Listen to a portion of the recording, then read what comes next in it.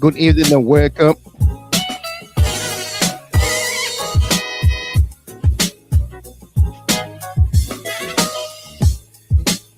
Welcome to another exciting edition of the program, Liberia First on GHT Talk.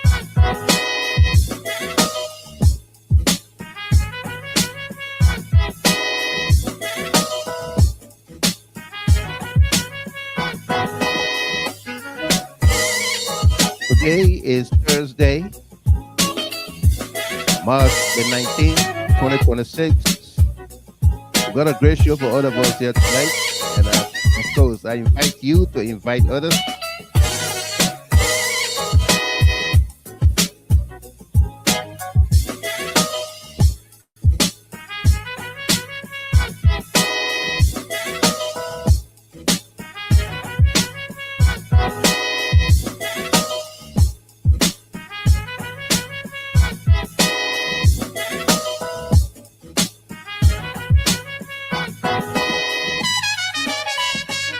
If you join us here for the very first time, we say welcome. So that broadcast is a special edition because we don't normally come on a Thursday, but we were not on Wednesday. That was yesterday, the 18th, March 18th, and so we decided to make up for that. And tonight we're going to be focusing our conversation on two major incidents or stories: death by passion, murder, or what. Mrs. Tony Komalo Jackson, attorney, was the wife of Mr. Samuel Jackson. She died on Friday, March 13, 2026, under mysterious circumstances.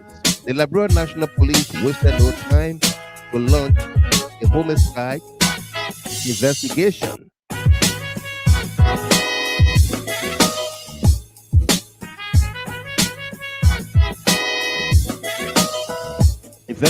And named Mr. Samuel Jackson as quote, the person of interest. His home was searched. A constant is being done as the media and public outcry flood social media across the African landscape. Friends began to share all photos indicating domestic violence or abuse, allegedly from Mr. Sam Jackson. Why did those people or friends kept those abuses or secret? Could they be accessory to the alleged crime? Was Madam Tony Komalo Jackson involved in extramarital affairs? Would her tragic death stem from her past medical history of seizures? Who released the photos of the body of Tony Komalo Jackson from the morgue? Will the governor of Liberia and the Liberian people honor and believe the autopsy report, since it's being done by the same actors or technologists who perform autopsies on several people during the CDC government? Will the autopsy be honored if the care is the Jackson of any wrongdoing? Will it? Was Tony Komalo involved with illicit drugs? Did Sam Jackson know and avail same to her? Will there be a toxicology report? Let's dig deeper tonight. He's 73. She was 47. That is, Sam Jackson is 73 years old. Tony Komalo was 47. He couldn't have been her grandpa, but Mark, but just the ring. What are your thoughts about that? And a 73-year-old man, do you consider a grandfather to a 47-year-old woman? Sam Jackson was person of interest and suspect before he was released to his lawyer. Was that anything professional by the Liberia National Police? Let's dig deeper. Somebody somewhere knows something. And who is that somebody? Also, who's playing politics? The pathologists are the same ones who performed their services during the CDC era. Will you believe their reports now? Why not during the CDC era? In the question, who was the last person that Tony Kamalo called?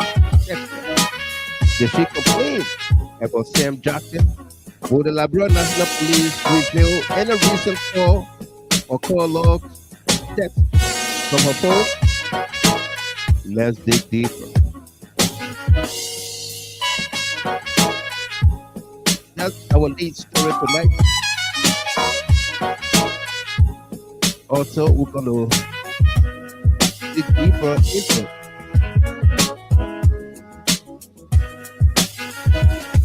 the Guinea culture, land grab in Liberia.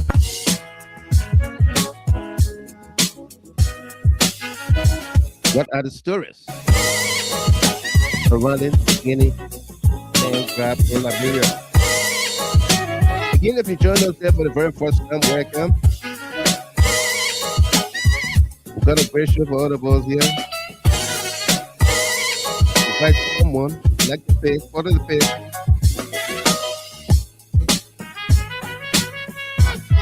Be my guest. I'm not able to share on Facebook. Please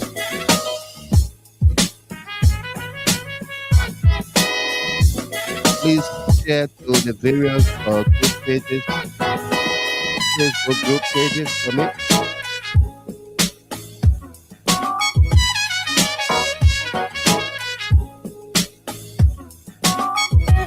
We are getting reports from Monrovia, from Press Northern. As President Barker attended a closed-door meeting at the House of Representatives of the Senate today. Reasons yet unknown. Absolutely. Our big weekend into that story. Press Northern, welcome to you. Tonight's broadcast is dedicated to the number of folks celebrating their birthdays, anniversaries, and special milestones. And our celebrant on here tonight is Binta Jallo here in Florida. Happy birthday to you, Miss Jallo, Binta. Nathaniel Claire of Des Moines, Iowa. Happy birthday to you, Nat Claire Jr. Also celebrating Ophelia Blackhead Sabah of Delaware. Happy birthday to you, Vicky. Blackhead Sabah, happy birthday to you there. Also celebrating Henrietta Ashley Nelson Gaga of Minnesota. Happy birthday to you, Nelson Gaga. Burbank, gotta say, Control Louis of Monrovia Rehab Community. Happy birthday to you, Burbank Louis. Brother Gabriel M. Daniels, happy birthday to you there. Honest Head. And for all of you celebrating your birthdays, anniversaries, and special milestones, we say congratulations to you. This broadcast is dedicated to you as well, okay?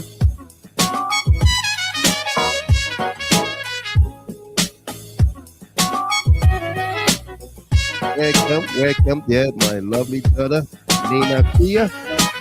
Welcome to you. Good to see you here. She says, good evening, Daddy, and my beautiful family. Welcome to you there. Good to see you as always. Also, first in the queue here tonight, Hurricane, cheers, some water. Welcome to you there.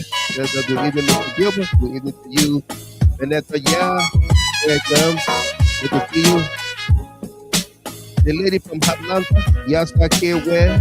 Welcome to you. She said, good evening to you, Mr. Gilman, and my GHT CLN family. I look forward to that message every evening. Welcome to you there, Yasta, on the YouTube channel. I guess on the big screen. Maria Choco Chapter, welcome there. Good to see you. Vanessa, yeah, welcome as well. Jonathan Jackson, it's been a while, my man. Welcome to you there, Mr. Jackson. Good to see you. And a great show for all of us here tonight. I'm going to dig deeper. John Sando Momo, welcome. Yes, that's a good evening. Digging deeper, absolutely welcome. And Miss Foya, that's a Monique Foya there from Minnesota. Welcome as well. Good to see you. That's a good evening, Mr. Gilman. Welcome. Happy topic. We were not here, but we are here now from Dallas, Texas. Welcome. Good to see you. David, just want to be me. Carter, David Carter, welcome to you there. There's a good evening, Mr. Gilman and your family. Welcome, Dorothy. There's a you. Welcome to you. Good to see you. Saka Kehu, welcome there. Josephine Kimmel, welcome to you. She says, hello, Mr. Gilman. And of course, Benedict Gideon, welcome. Turkmen Snawola. I'm watching you from my comfort zone in Doylestown, Guinea County. Welcome to you, Turkmen Snawola.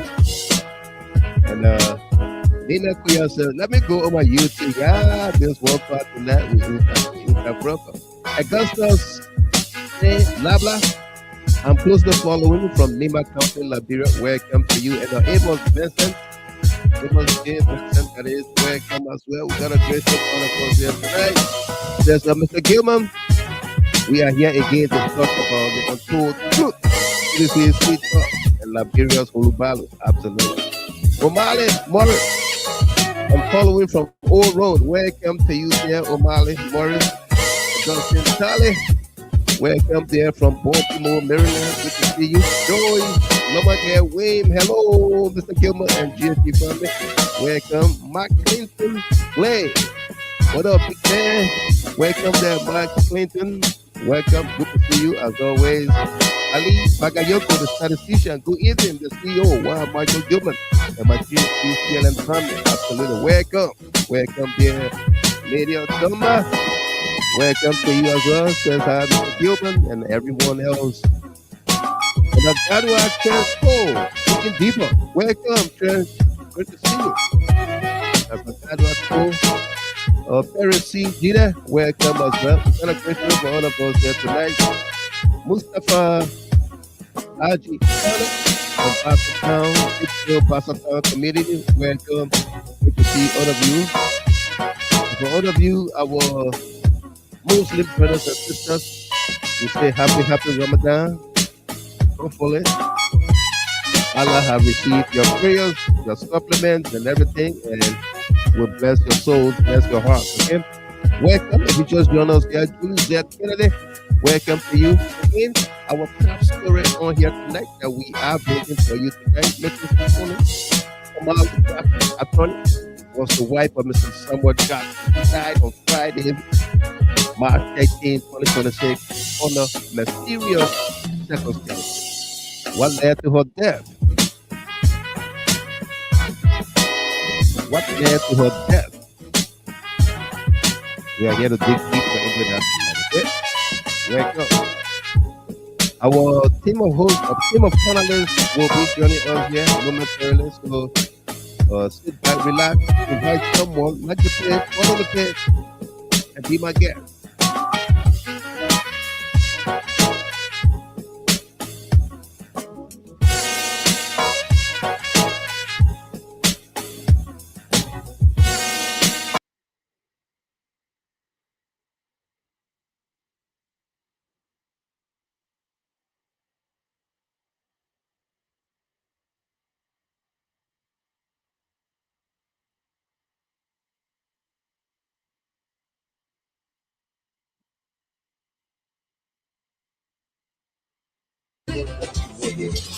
On the way, they brought yellow machine, they break it down.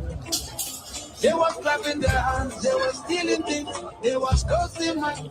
Oh, what a happy day. For those stupid people, the course they leave, let them go fix their things. But they were very old just to break it down. Now they break it down. Somebody not go crazy, somebody not die, no way. So anything happen, bunch of foolish people.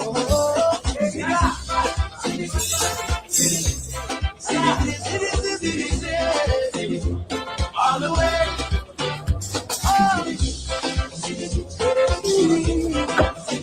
Oh yeah. All the way. See this? It's for the people. And I in the house. Somebody not go crazy. Somebody not die, no way. So anything happen, bunch of foolish people. CDC, CDC, CDC, CDC. All the way. CDC, CDC. Oh, yeah. All the way. CDC is for the people.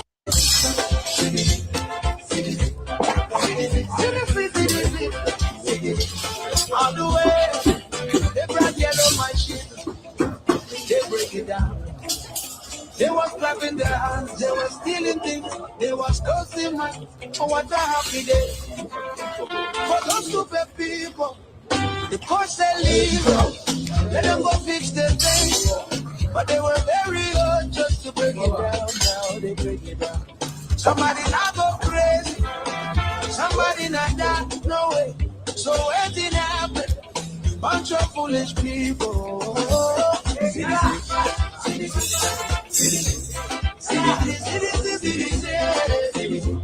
All the way.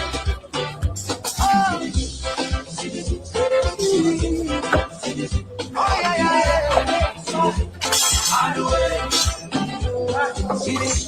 That's for the people. And I invaded. And I somebody not go crazy. Senior analyst, brother Eddie, welcome to you there. So anything happen. Bunch of foolish people. CDC, CDC.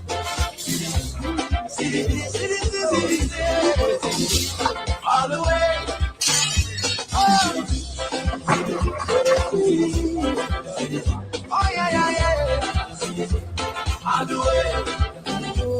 See this? It's for the people. Ain't I invaded? Ain't I in the house? All the way. Oh, yeah. All the way. See this? It's for the people. Ain't I invaded? Ain't I in the house?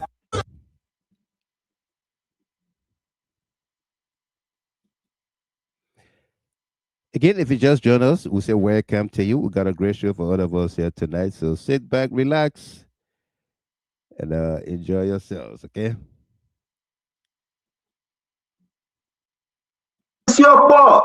The other lady, the other person from Pennsylvania, this guy operating using women. That's what they call the speaker. I'm fighting hard to edit the other video because I had nakedness. And you know we can show it. So for those of you that just joined me, look at this video. The man getting on to go turn your light up that to go operate. Look at your speaker. Said that everything was said and done. The woman begged and said, "Can I go to the bathroom?" And when the woman went to the bathroom, the woman saw her hair that was up and then I coop her hair. You may assume because she said I was forced in the bathroom. The woman said, "I gotta go. I never came here for this reason. I gotta go." Richard Kuhn is adopting women in his room, in his house, as alleged, as evidenced by these videos. And that's the speaker we are talking about. I mean, a speaker that fraudulently married her own sister, Jacob. A speaker that abandoned her child in Maryland and cannot pay child support. And the girl was in 9th grade, as she said. A speaker that accused of sleeping with another woman. These allegations are huge and giving the woman HIV. Prophet Keith said it on his show. Now a speaker holding on to another woman against her own will, trying to eat something, as you can see. So guys, what are we on? What are we on? I said, I mean, what's going on? What's going on? What kind of trouble is this? This is very embarrassing. The way in which the Speaker of the Republic of Liberia today, telling a female, a mother, a sister, a wife, telling a female man that you are sick. It was you on it. You who you are? You looking sick, huh? You threatening. Yeah, you're the speaker of possible woman. Everything about you, I Liberian people who are abroad need to know that we got somebody crazy as a speaker. We do. This is an embarrassment. You talking to a female like that? Man, come on now. Is this the representation?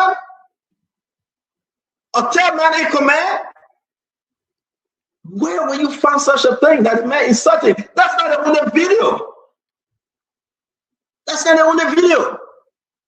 That's not on the recording. Rachel, and all of that is happening on Joseph Boaka's watch. He's asleep. He's asleep on the steering. Boaka is asleep.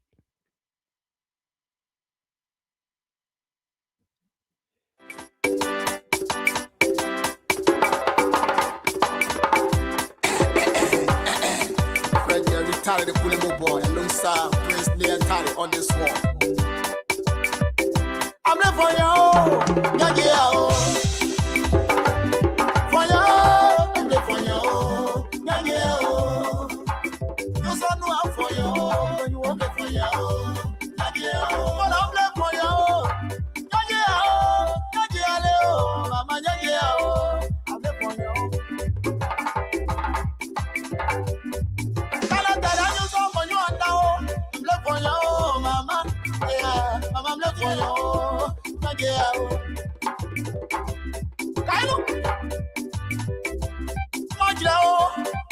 On your black when you cannot do it.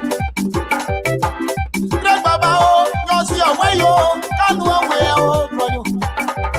I know just a two, yo, play on your son for you. You said that you saw it for you. For you son for you, mama. So better you saw on the for you. I'm left for you, but I'm left for you. I'm left for you, and I change to you. I don't do for you, and I pass you. All when you someone pass mama. Tell mama. And I Sabirio, you son for you. I know I'm for you. Yeah, oh, mama, I'm left for you.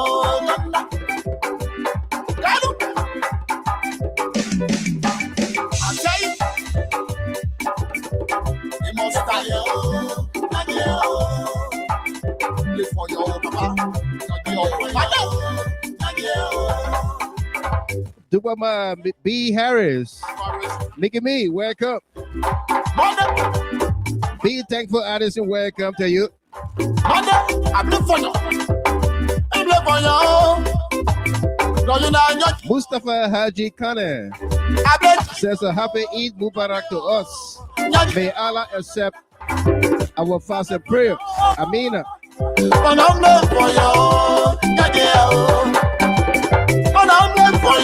Beatrice Joe, welcome. I'm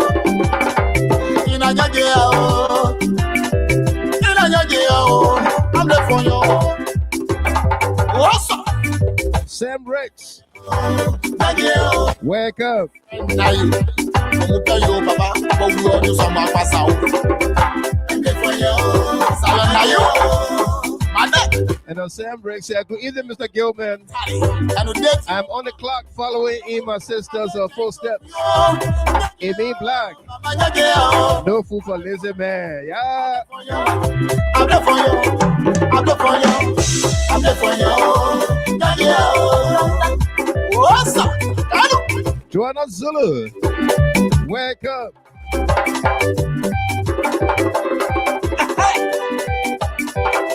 Minister of Trade, Italy. I said, Minister of Italy. Sam Rex. There's a bird in the countryside that can dance like what this lady is doing in this clip. I'm there for you. I'm there for you. I'm there for you.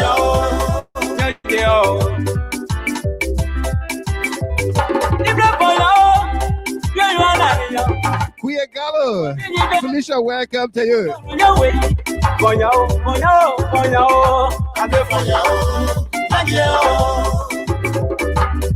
Farafi, Super Water. Hey, Chair. He said this video came at the right time. And a Ramadan, nice moves. That's why I'm playing it too.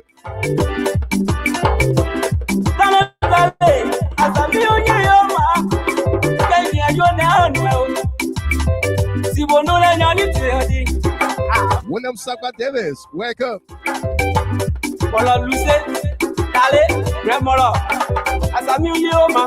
Mars from the ATL, welcome to you.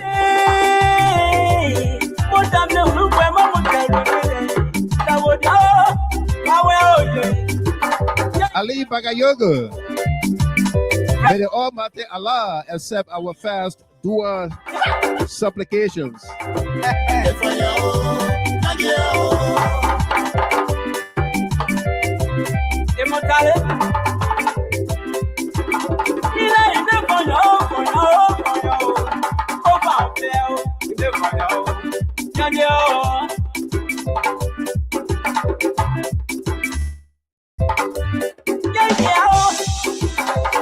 Money play you and I know. Money go now on your journey no more. Play you and I don't know what they will. Go need you get your papa. I'm for you. Not you. I'm for you. For you. For you. For you. For you. For you. Not you. I'm for you. Not you. See what money you wear to it. So you're done, I don't want to know where. Who don't want to say? You wear only my part of my way. No, Monique Boyu is on the dance floor.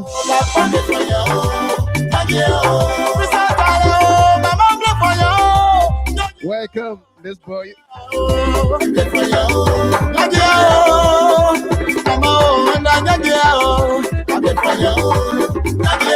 We have a fighting God. Our omnipotent Father is a fighting God. Vonyo.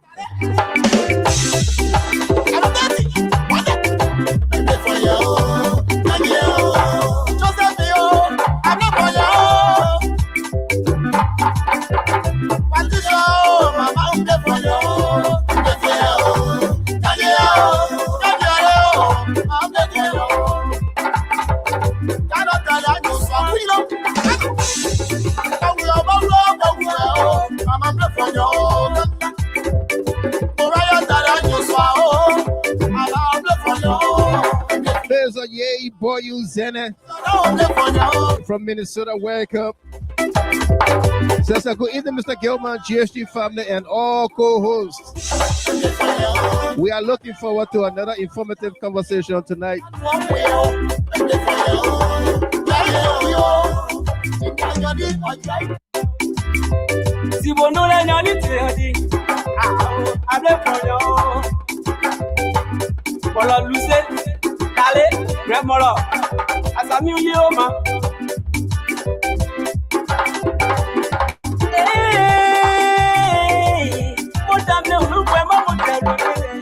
Gololu, Miles SP Pelu, welcome there, daughter. Says a good evening from Australia, Daddy, and our GHT CLN family. Welcome, daughter. And she went on to say, happy blessed Eid Mubarak to all our Muslims, brothers and sisters around the world. Absolutely.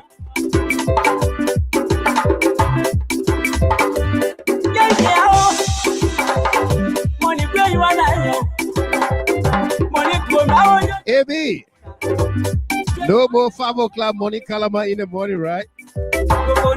For another 12 months.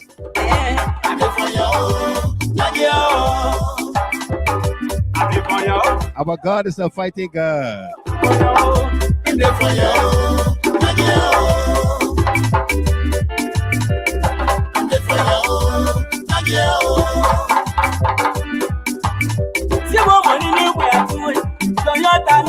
photo to the way, who break on the say, nuclear to the map and some way. Cheta la nyuswa, abe for your own, la pande for your own. Nyageo, Prisata yo, mama ble for your own.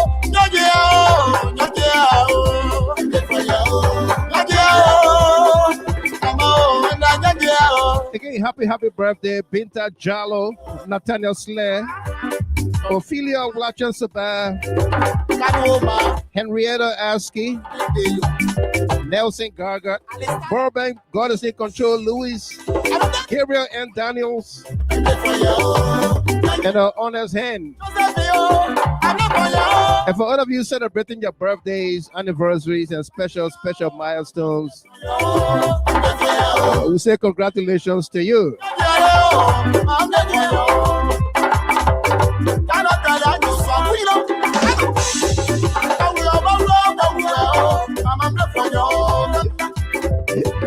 Amy, I said no more 5 o'clock morning calama with lime and sour milk.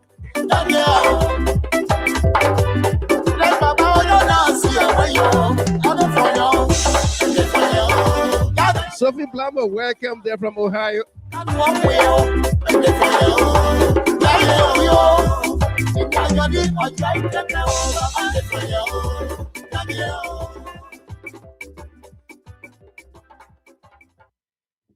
What a song there by the young man Fred Talley. Beautiful, beautiful song there, sung in the Crown vernacular, called Vonyon. Vonyon meaning fighting God. We got a God that fights for us. Yeah, and so we say welcome to all of you. Lucien Varney, good evening, Mr. Gilmer, and our GHT family. Happy Ramadan to us all from the Muslim religion around the world. We will pray for Liberia tomorrow. Absolutely. No doubt about that. Welcome. And of course, we say again, happy birthday, Binta Jallo, Nathaniel Slair, Ophelia Sabah, Henrietta Askey, Nelson Gargat, Burbank, God is in control, Louis, Gabriel and Daniels on his hand. And of course, we say happy Eid Mubarak to all our brothers and sisters of the Islamic faith. May God grant you your heart desires. May He answer your prayers over the last month. And of course, your supplications and everything. Okay? Want to wish you well. Thanks for the sacrifice you made over the last month to pray for us all, pray for our country, our host countries, and our motherland, and what have you. Happy Eid Mubarak. Okay? Welcome again. If you just joined us here, Peter Sidaway, welcome to you. David Wanda from Banga, Central Liberia, welcome there. Says waiting for the latest. Absolutely. Muffless to say, welcome to you. And my lovely little sister, Salome Weeks, welcome there from Seattle, Washington tonight. Welcome. As always, good to see you. All right, so folks, tonight's conversation centers, I told you it's a special edition, right? And because we didn't come on the air last night, I'll share the link, AB. I'll share the link in the chat room.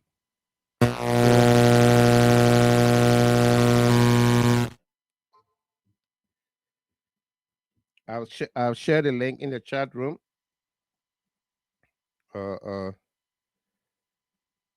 So you can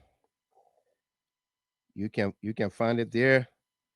For all of you, our panelists and analysts, the link is in the chat room, in the WhatsApp chat room. You can find it there. Okay.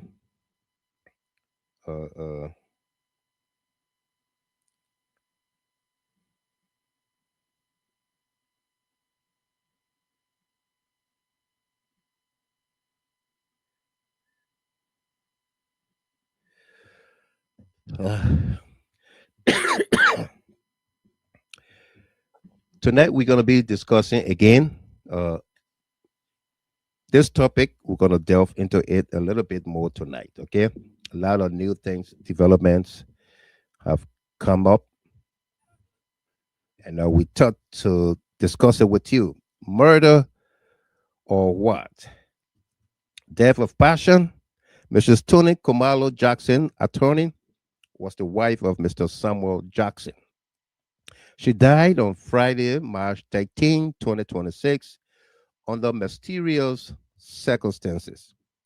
The Liberia National Police wasted no time to launch a homicide investigation and named Mr. Jackson as a person of interest.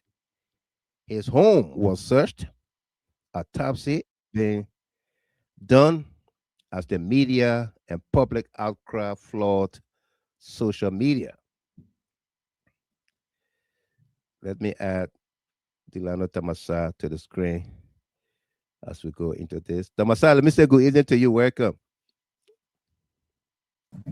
Oh yeah, the Watchman. How are you? How are you? Good evening to you and to all our people, especially our family from the GHT and the CLN. It's great to be with you. Just while coming in, I heard you say this is um, a quick I'll Special. get you okay, quick and special, edition, So Yeah, it's good to be on this special edition. right. It's a wonderful time to always be with you on the global stage. So let me just say Absolutely. hello to all my Liberian people and even our people, our families and friends, all the way in Lofa County, precisely Foya and the Wasanga Belt. I want to say Laos. It is good. It is a tough time as we go through everything, but God is with us. But it's great to be with you, the wise men, and to our people. Absolutely, absolutely. It's great. It's great to have you as well. If everybody else that are following the conversation, the broadcast here tonight, or if you are here for the first time, we say welcome. All of our repeat followers and contributors to the show, Trocon Latrobe, welcome to you there from Fargo, Mr. Stephen Kier and Big Sis Nelly Kier from Frederick, Maryland. Say good evening, my young brother. I think I turned in at the right time with my favorite music. And he's watching on the big screen on YouTube. Welcome. And Helen Quayon Elliott, welcome to you there also from Fargo, North Dakota. Josephine Campbell, I'm waiting for the greatest news from the Digging Deeper Department. Fatu Kone, and that's the sister of A.B. Kone from Kakata, Margibi County, following this morning. Uh, uh, says Fatu, welcome to you there, and a happy Eid Mubarak, okay?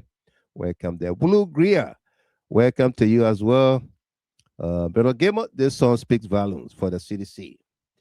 We have someone who truly fights for our party. Thank you for playing it. Absolutely. Musa Brown, welcome to you as well. Great to see you.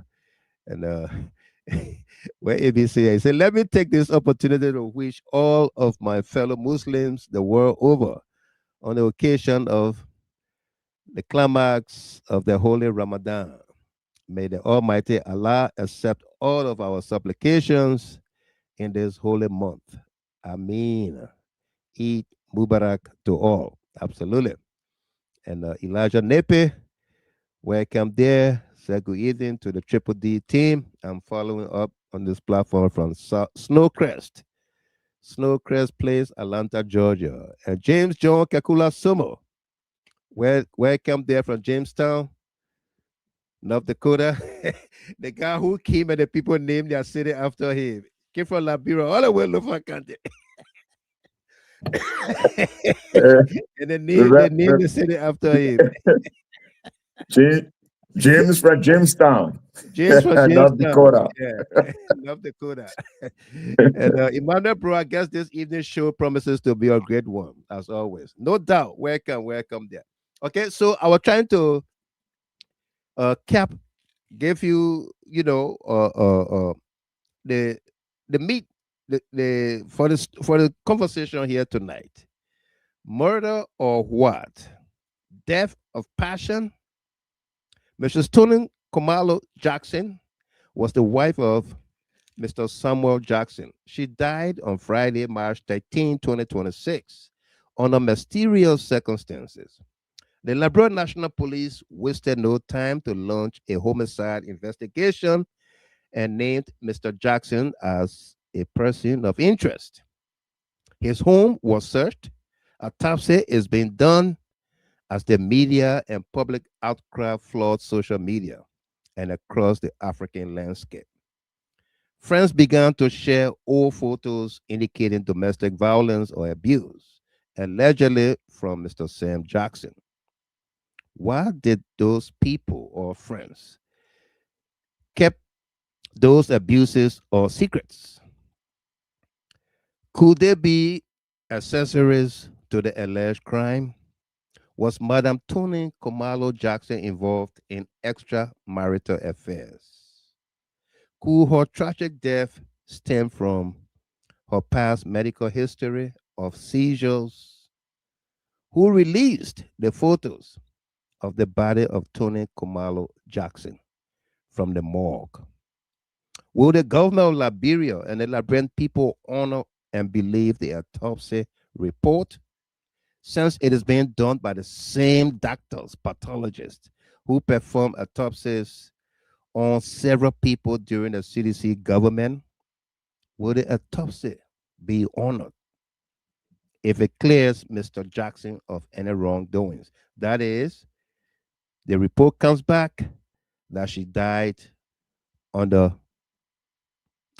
she died a natural death, and a natural death could be anything from her seizure or from other stories that were. Let's bring it here.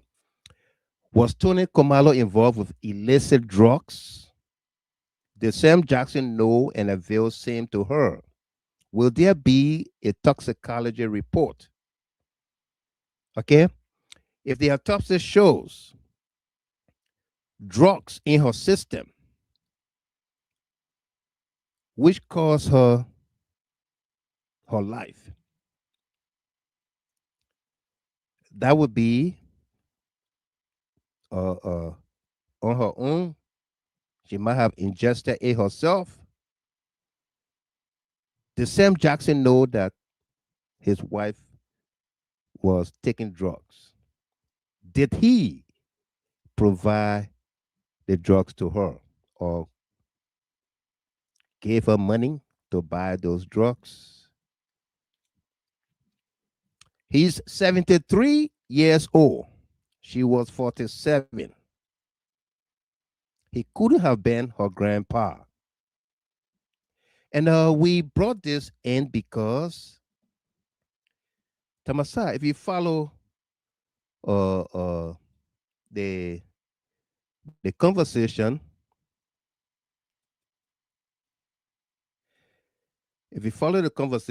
people been saying, "Oh, like his granddaughter, and this and that," but he's 73 years old.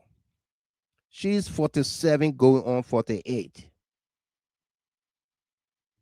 In my mind, he could not have been her grandpa. He's 26 years older than her, but in the African setting, he he he could not have been her grandpa.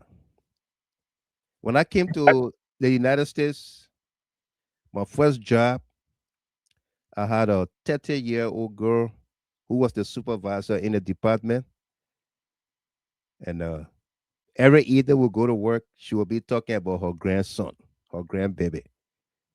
So one day I had in mind to ask her, "How old is she?" And she said, "Oh, I'm 30." I said, "So how old is is it your son or your daughter that got a grandchild for you?" And she said, "My daughter." I said, "How old is your daughter?" And she said, 15.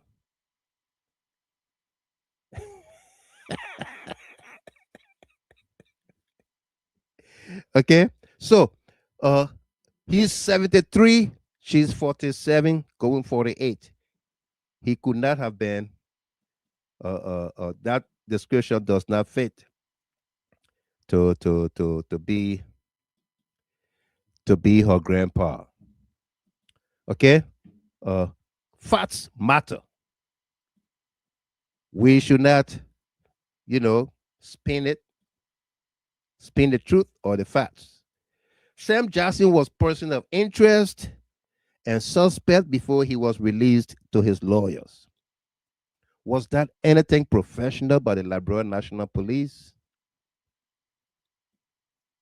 He was declared person of interest and suspect before he was released to his lawyers. In fact, as person of interest, he slept at the charge of quarters at the Liberia National Police Charles Alfonso King headquarters. We all watch a whole lot of videos here in this country about crimes, about investigation, and what have you. And if they talk to the person of interest, and there is not sufficient reasons or causes to arrest you or charge you or consider you suspect, they let you go. They don't keep you overnight. They bring you in, they ask you.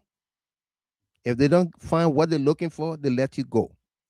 But the Liberian police kept Sam Jackson, I don't know for how long, before he was released to his lawyers. Was that anything professional? Who's playing politics? The pathologists are the same ones who perform autopsies during the CDC era. Will you believe their reports today? What about the reports from the CDC time that were not challenged by professional people, by another team of pathologists or doctors, but by politicians and some Liberian people?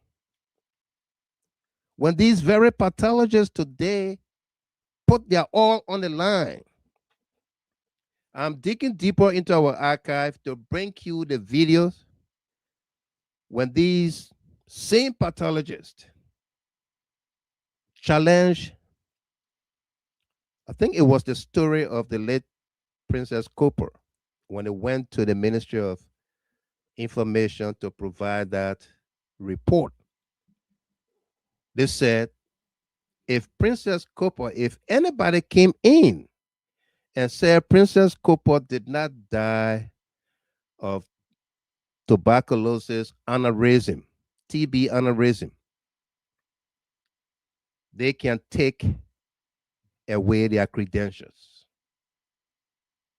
And they will not practice in Liberia anymore in that profession. But to this date, people are still running around in Liberia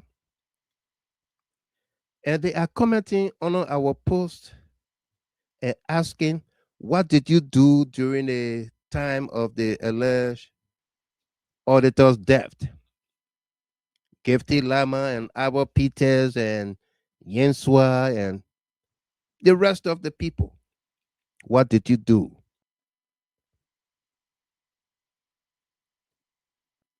And I responded to somebody, I said, you have just started following the page.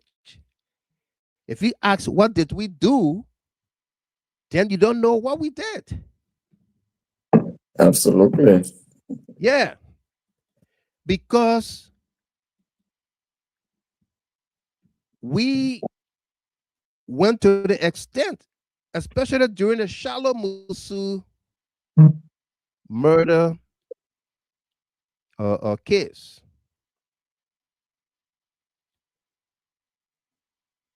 We, the Concerned Liberian Network, in collaboration with GHT, were able to raise money and protested against the then Justice Minister, Frank Musa Dean. On June 5th, we led a protest against Frank Musadin that we were going to sit at the Justice Ministry on 14th Street until they can produce the report. The report was done, investigation was concluded by the police, autopsy was done, concluded, reports in hand, and Frank Musadin was sitting on it, waiting for things to quiet down or whatsoever. Why? Nobody knew. But on June 5th of that year, when we launched the protest, I think it was on the 7th,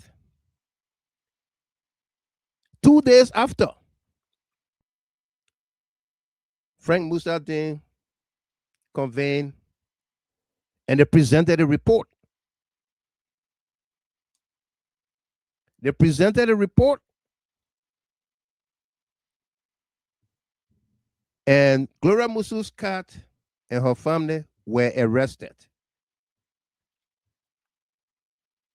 Okay? They were arrested. The story wanted to incriminate Mayor Jefferson Koji and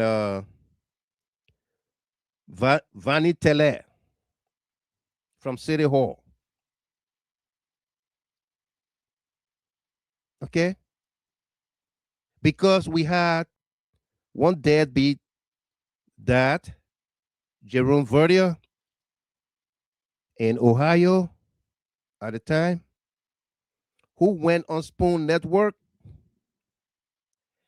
and narrated a story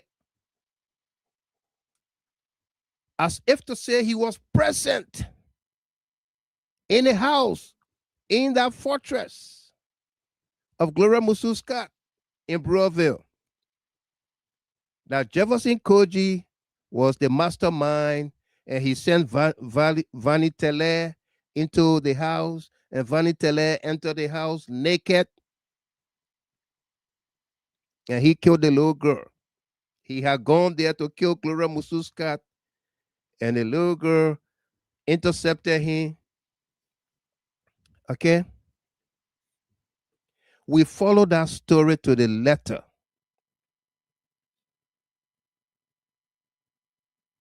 And I can tell you, to this day, I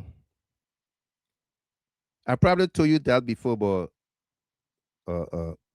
we didn't go ahead and publish the pictures of Shalom Musu lying on the gurney in St. Moses funeral parlor. Okay? Her body, we got about 4 different pictures of Shalom Musu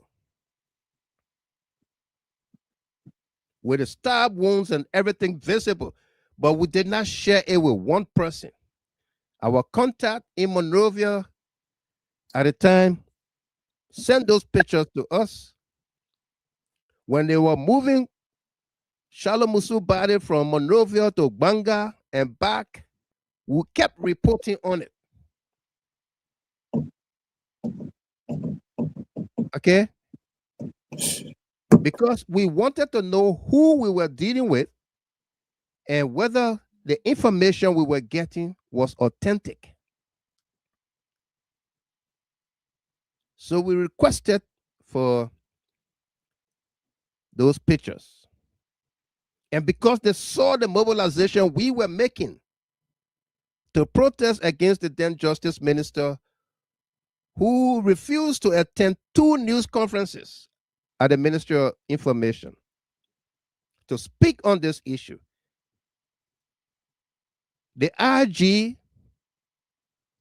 wanted to speak. Patrick Sudu wanted to speak on the issue. The Justice Minister stopped him.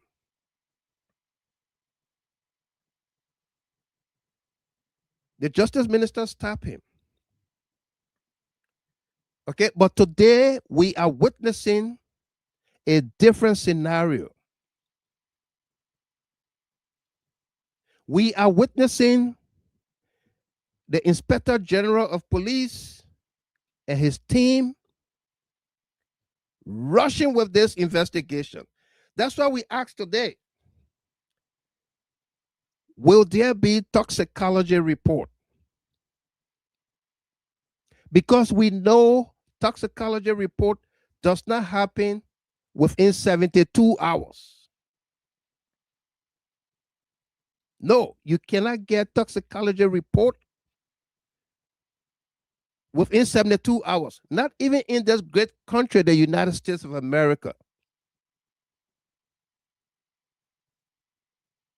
Sometimes, due to the nature of the death, they give you more than 3 months to give you a toxicology report, because they want to be detailed, they want to be analytical, they want to be truth and honest with whatever findings they have or they'll get.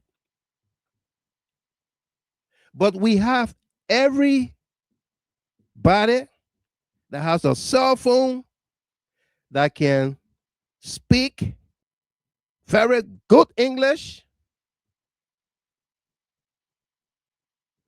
jump on Facebook, on TikTok, whatever instrument or platform, and they begin to narrate the story according to how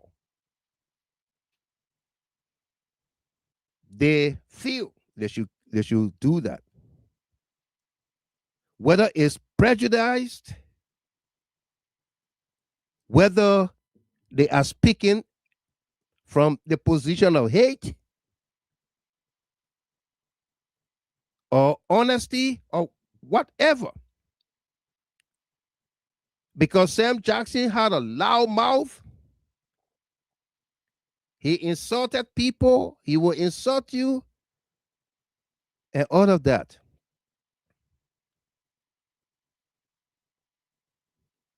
Sam Jackson showed to the world that he loved his wife.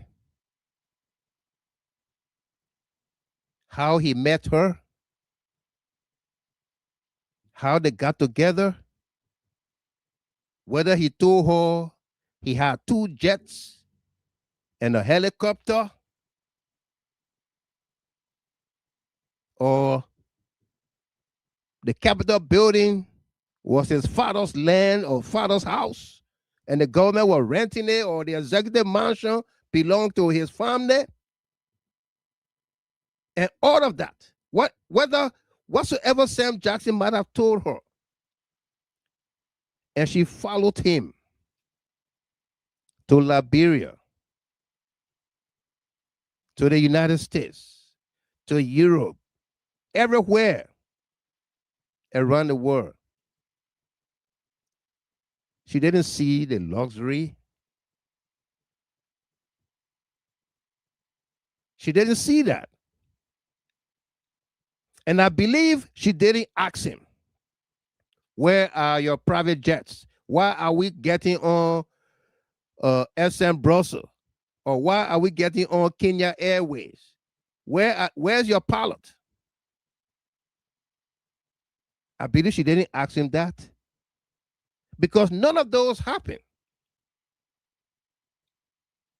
If it had happened,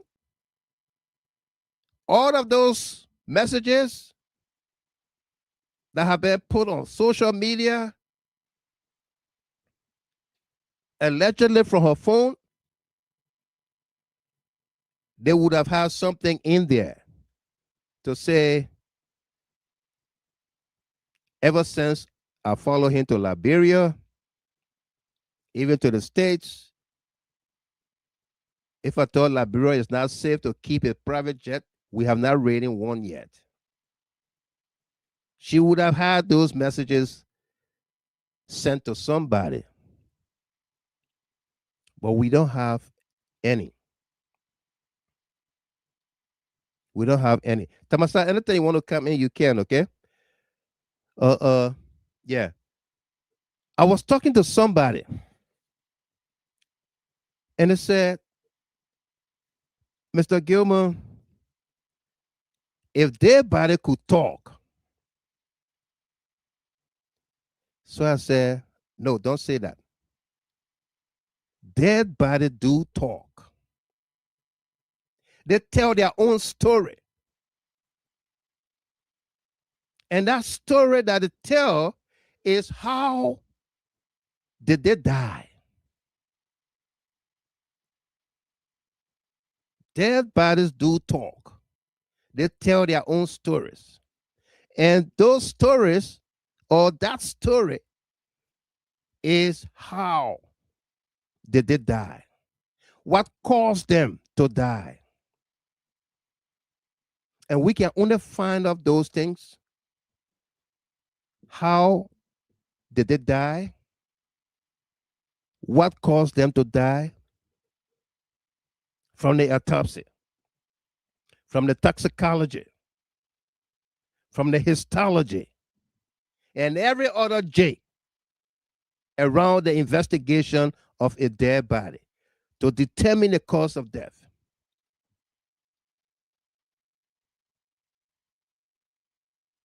And if there's any criminal activity associated with the death, the police, the detectives, that's where they come in.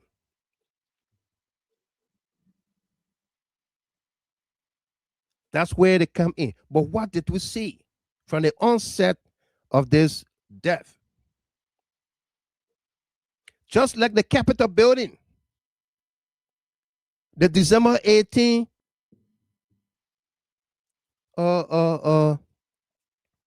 fire incident at the Capitol building. On arrival of the scene, Joseph Yuma Boyka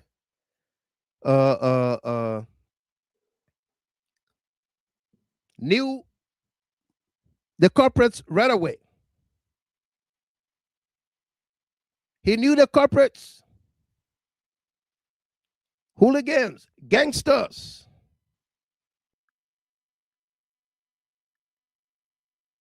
Burned down this building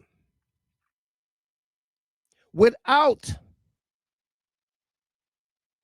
at least we can say, because everybody was on the scene. Whether he was briefed before going there whatsoever, right on the scene, he got there, he would not even shake Speaker Kofa's hands. Gangsters burned down the building. Today, all the evidence they had for that case are not available. They want to move the case. Well, let's come back to this death by passion or what?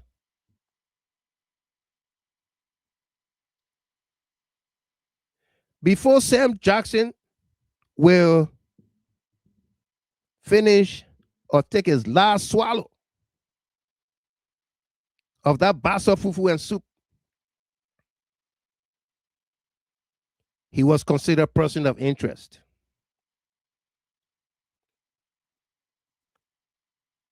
He was considered a person of interest.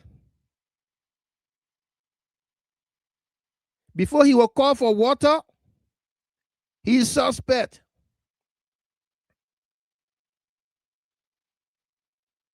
So the fufu did not go down. Sam Jackson is dragged to the headquarters of the Liberia National Police. And they kept him there for over 48 hours as both person of interest suspect. Before they began to conduct an investigation,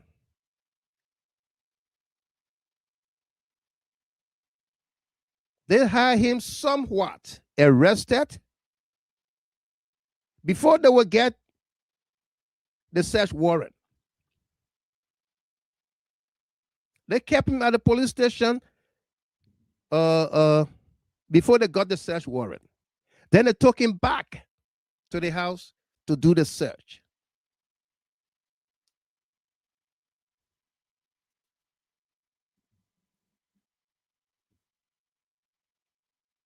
Then they took him back to the headquarters and kept him there for hours. Then they thought it's time to release him to his lawyers without any charge or charges.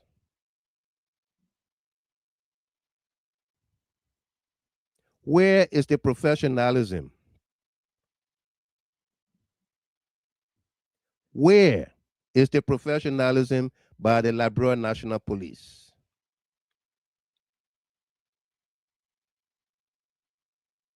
Where is it?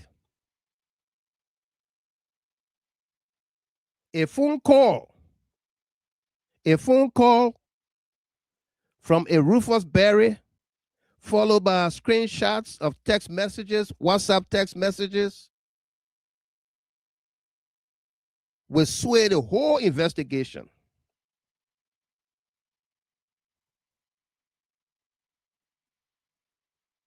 Okay? We are not defending Sam Jackson for any reason. We are not. But everywhere, in any civilized world, as per our constitution, the Liberian constitution, you are innocent until proven guilty. Your rights are available to you under the laws.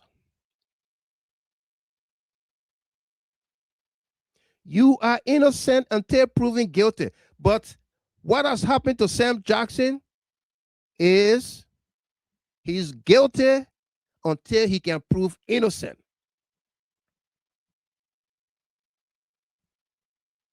He's guilty until he can prove innocent.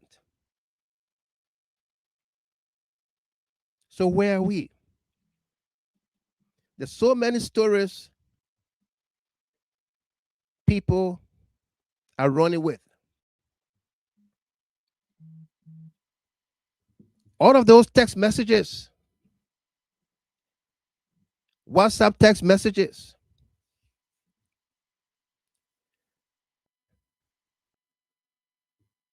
will they be admissible in a court of law? The WhatsApp text messages, whether they came from Tony's phone, whether those are her true pictures, the bruises and everything, will they be admissible in a court of law, competent jurisdiction? Think about it. Think about it. Will they?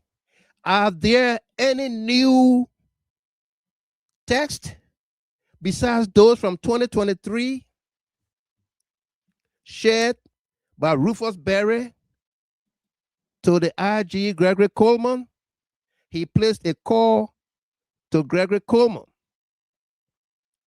Coleman answered, "My man, this girl that died, I know the story. That man used to beat that girl. Yeah, I told you, my man, you'll kill that girl one day. Oh. I got the pictures to show you, RG. Oh, send it to me right now. I'll put my man there on it." And he forwarded all those pictures to the RG.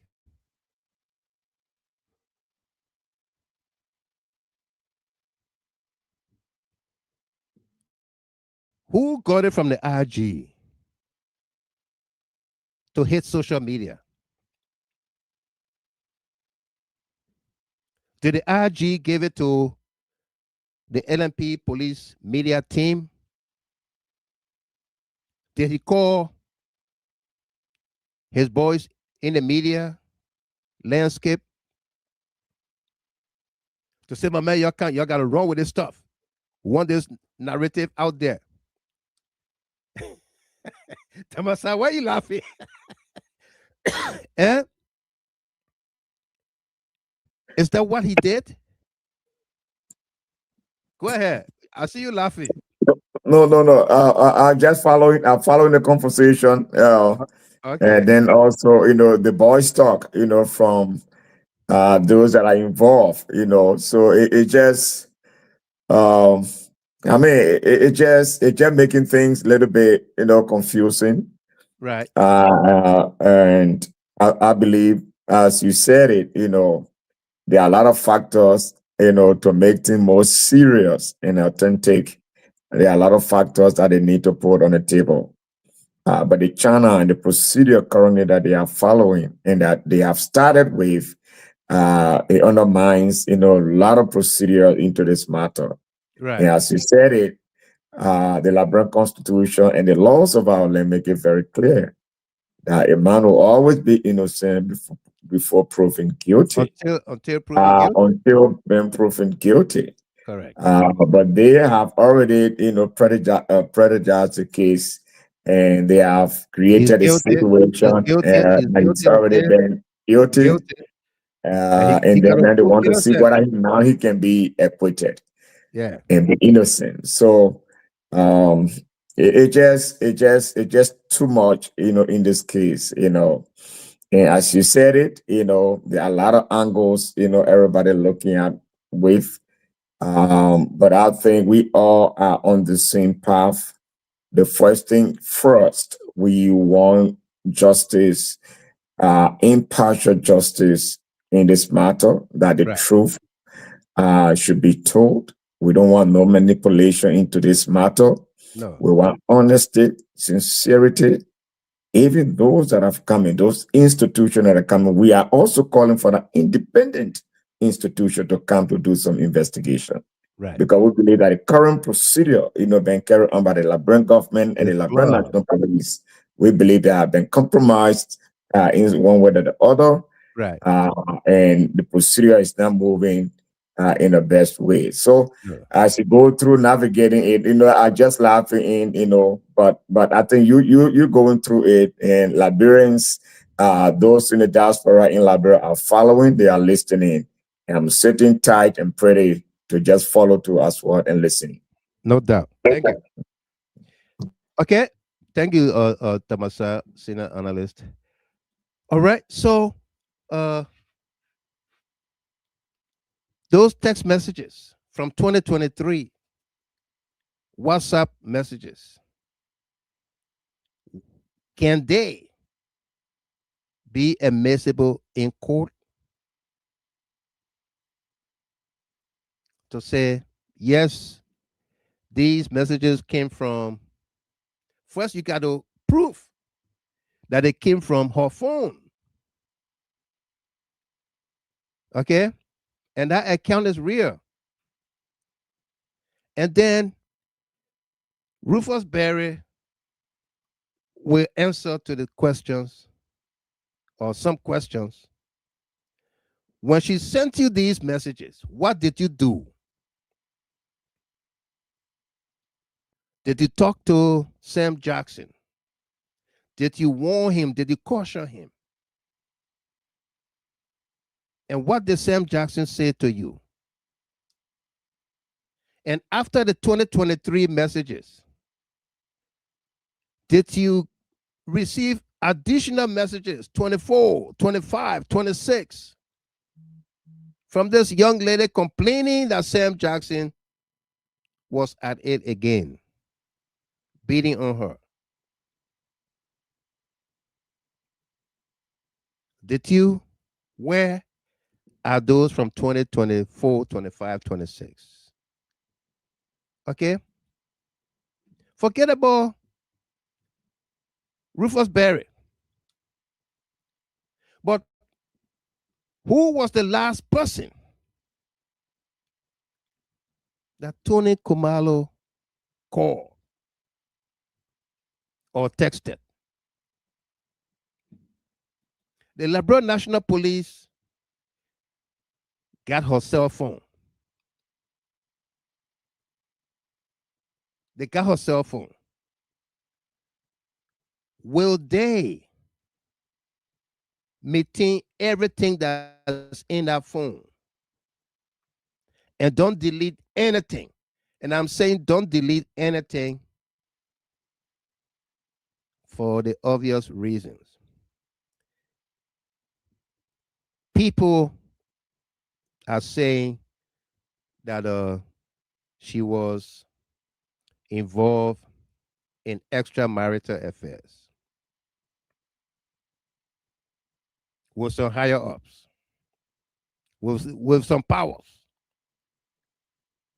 So if she was involved with anybody in any extramarital affairs, she must have been communicating with that person. She must have been communicating with that person. So there will be some very recent text messages or calls to that person stating something. Let me break for a minute here and recognize this gentleman, this young man's birthday, Jupiter G. Torrance. I didn't see it on my reminder, on my Facebook reminder. He said, hello, GHT CNN family. Today, that's my birthday. Oh. Happy birthday to you, my man. The show is dedicated to you, okay? I will include you in the literature tomorrow. Happy birthday to you, man. Wish you all the best. Yeah, happy birthday to you. We'll include your name in the literature tomorrow. All right? Yeah. Okay. So, will the police be honest to the Liberian people, the international community, the family of Tony, to Sam Jackson and his family, everybody that's concerned, to say, we found this in her phone. She texted while Michael Gilman, XYZ, on the day she died, or day before she died, or a week ago, whatever time. Will they? And what was that message? Or if for any reason Sam Jackson is charged in the death of his wife,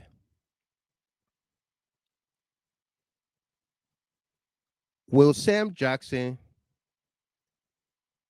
reveal to the Liberian people, to the world, that his wife, his beloved wife, was involved with somebody, and he had been talking to her about it,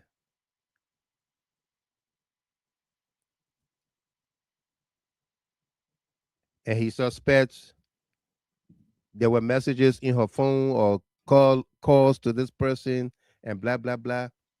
Okay. Will the Liberian National Police reveal those messages or text or recent call logs? Will they? Huh? We want to emphasize here. We want to emphasize here. Now that an autopsy is being carried out. Okay, you heard the police IG talked about, Oh, within 72 hours, we're going to have the report. The autopsy report. Sam Johnson is a suspect, and you will remain down there until we get a report, and blah, blah, blah. Eh? Elizabeth Walker, Clay Richards, Wally Kenneth. You heard the IG. Whether he was showboating or just for the camera, whatever he was doing, a autopsy report will be in 72 hours.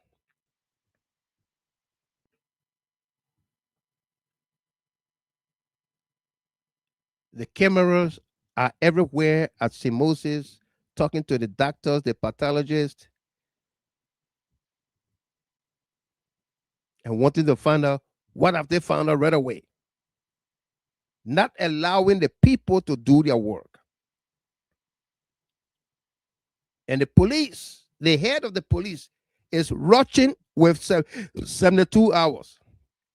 That's why we ask whether there will be toxicology report. Because toxicology report is not 72 hours.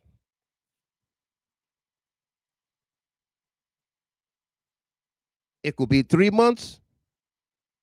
It could be 6 months. Because Liberia cannot conduct a toxicology report. They have to take those specimens and send them abroad. Maybe to China, to India, or brought here in the United States of America. It's going to take time. There are toxicology reports or investigations that are being carried out, but these countries are just named. Okay? And people are in line. Those investigations are in line. They're not going to bring something from Liberia to cut the line. So it's not going to happen in 72 hours. It may not happen in 3 months.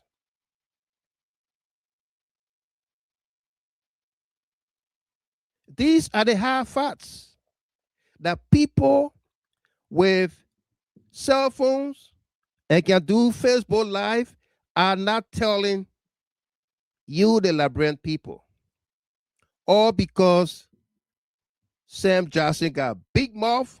He lied that he was a multi-millionaire. He got 2 jets and a helicopter.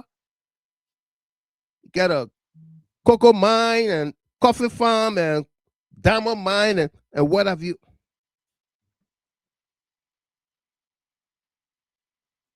Okay? No. Autopsies, now 72 hours. Toxicology, they're now 1 day, 2 day. They're not 72 hours. In excess of 3 months, 6 months. Okay? But above all of that,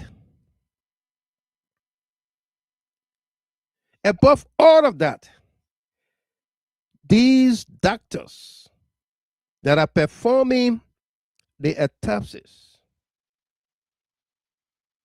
are the same doctors that perform autopsies on the alleged auditors,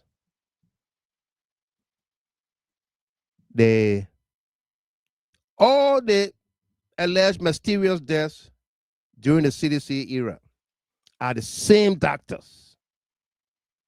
Just like God is not making new lands.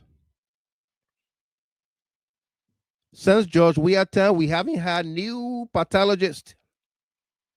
We haven't had new doctors in our field. That's the same doctors.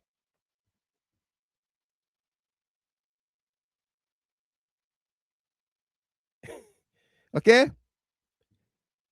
Joda, the man said you love my shirt, so I gotta give him credit. I gotta recognize.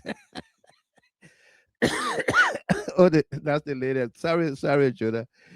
Judah Akbar G did it. He said, Mr. Gilmer, love your shirt. Thank you. Says Makula Musu Dennis, welcome to you as well. And work, play her. These idiots think we're stupid. We are not stupid. Papi Eskeita, welcome. And Imanda bro, happy blessed birthday, long life, good health, God's continuous blessing. And that's for the man, Greg Tones, Jupiter Tones. Yeah, Greg. And Clay Richards, Samuel Johnson friends saw him like Judas Iscariot, selling Jesus Christ. So, Kana Zile, welcome to you. And Wally Kenne, welcome as well. Okay? Yeah. These are the same people that conducted all the autopsies during the CDC time. They are the ones doing the autopsy this time around in the Bwaka government.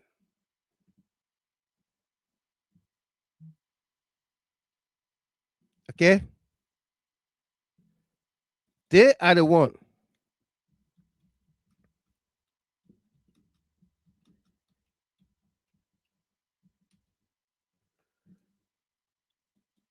They are the one conducting the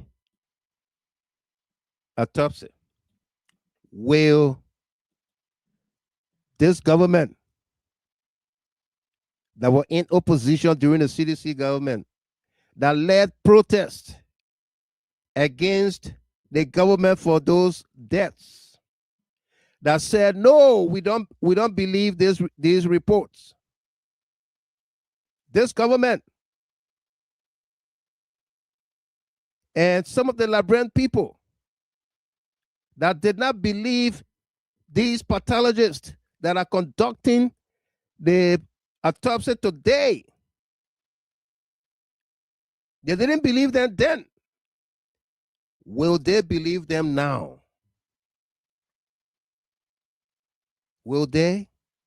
You know, it boils down to you can lie your way to government, but you cannot lie your way to govern. Okay?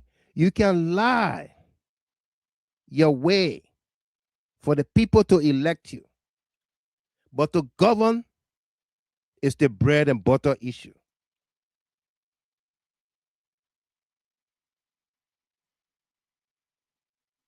These are the same pathologists. They're not new. They're not different. These people put their credentials on the line. And they told the Liberian people, if you think our findings are made up stories, bring anybody to do an investigation, to conduct a new autopsy. And if they find something different from what we found, take away our credentials. We will not practice no more in this country. And then you know what? My own dear friend and brother, Councillor Tiawon Se Gonglo, for the Princess Cooper family, he went and brought in a doctor from the Philippines. The same man who did a botch investigation on Michael Allison and others during the Ellen Johnson Sirleaf time. They spent a whole lot of money on him. He went to get that man. And it was during the time of COVID. So the man said the government should get him a first-class ticket to come to Liberia. They must put him in a first-class hotel. They must pay him I don't know, $27,000 or $25,000 a day And he was calling for all kinds of money. Okay? Some of you here will cover that story. Tamasa, you remember? Yeah. We covered that story. The demand was very huge from the huge. Team. Yeah. And we joke about it that the man said they must get him some virgins to be with him in the hotel. 12 virgins, right? Yeah, he wanted 12 virgins to be with him in the hotel. Okay. And he never went. He never went. It was during COVID. All the demands he was making, he never went. Today, we still got people that don't believe those reports. Okay? We have people that do not believe those autopsy reports. For the late Princess Cooper, the report said she died of TB. You remember the girl who was lying with blood coming from her mouth? Yeah, Mr. Gill. Yes. Yeah. They said she died from TB. Yes. TB aneurysm, where you just cough and cough and cough and cough, and the blood coming, you can't stop coughing. We had a young man that was in China. I still got those videos. When that report came out and we're discussing it, the young man sent me the videos from China. He said, Mr. Gilmer, the same thing happened to me. If I didn't have my friends around me to rush me to the hospital, he said I was going to die. He sent me the video with the blood. He was spitting, vomiting blood, coughing in a face basin. Yeah. Okay? He was in a hospital for 6 weeks. 6 weeks. They kept him in the hospital in China.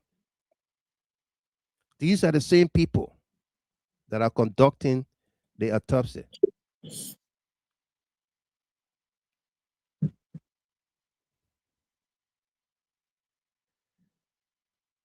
Yeah.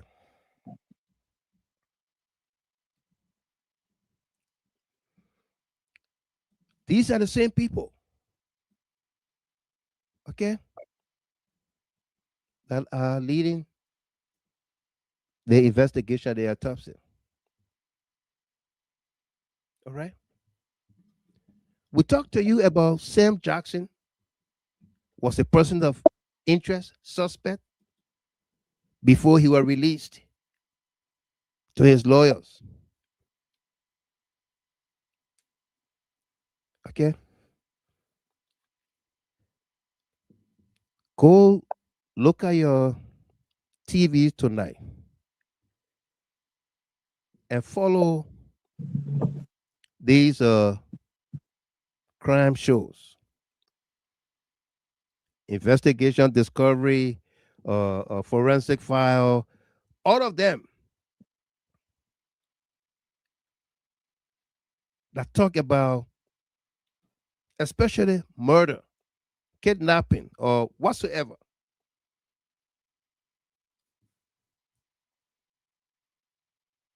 When these things happen, especially in the Western world, if there's a suspicious death, if the husband died, they first look at the wife and everybody in the household. If the wife dies, they look at the husband and everybody in the household. They clear you up first before they look outside. They clear you before they look outside. Okay? So, We are not wrong, or we hail the police to want to investigate Sam Jackson, but they were not professional in their undertakings with Sam Jackson. They were not. They declare him person of interest before they ask him the first question. They declare him suspect before he swallowed his last fufu.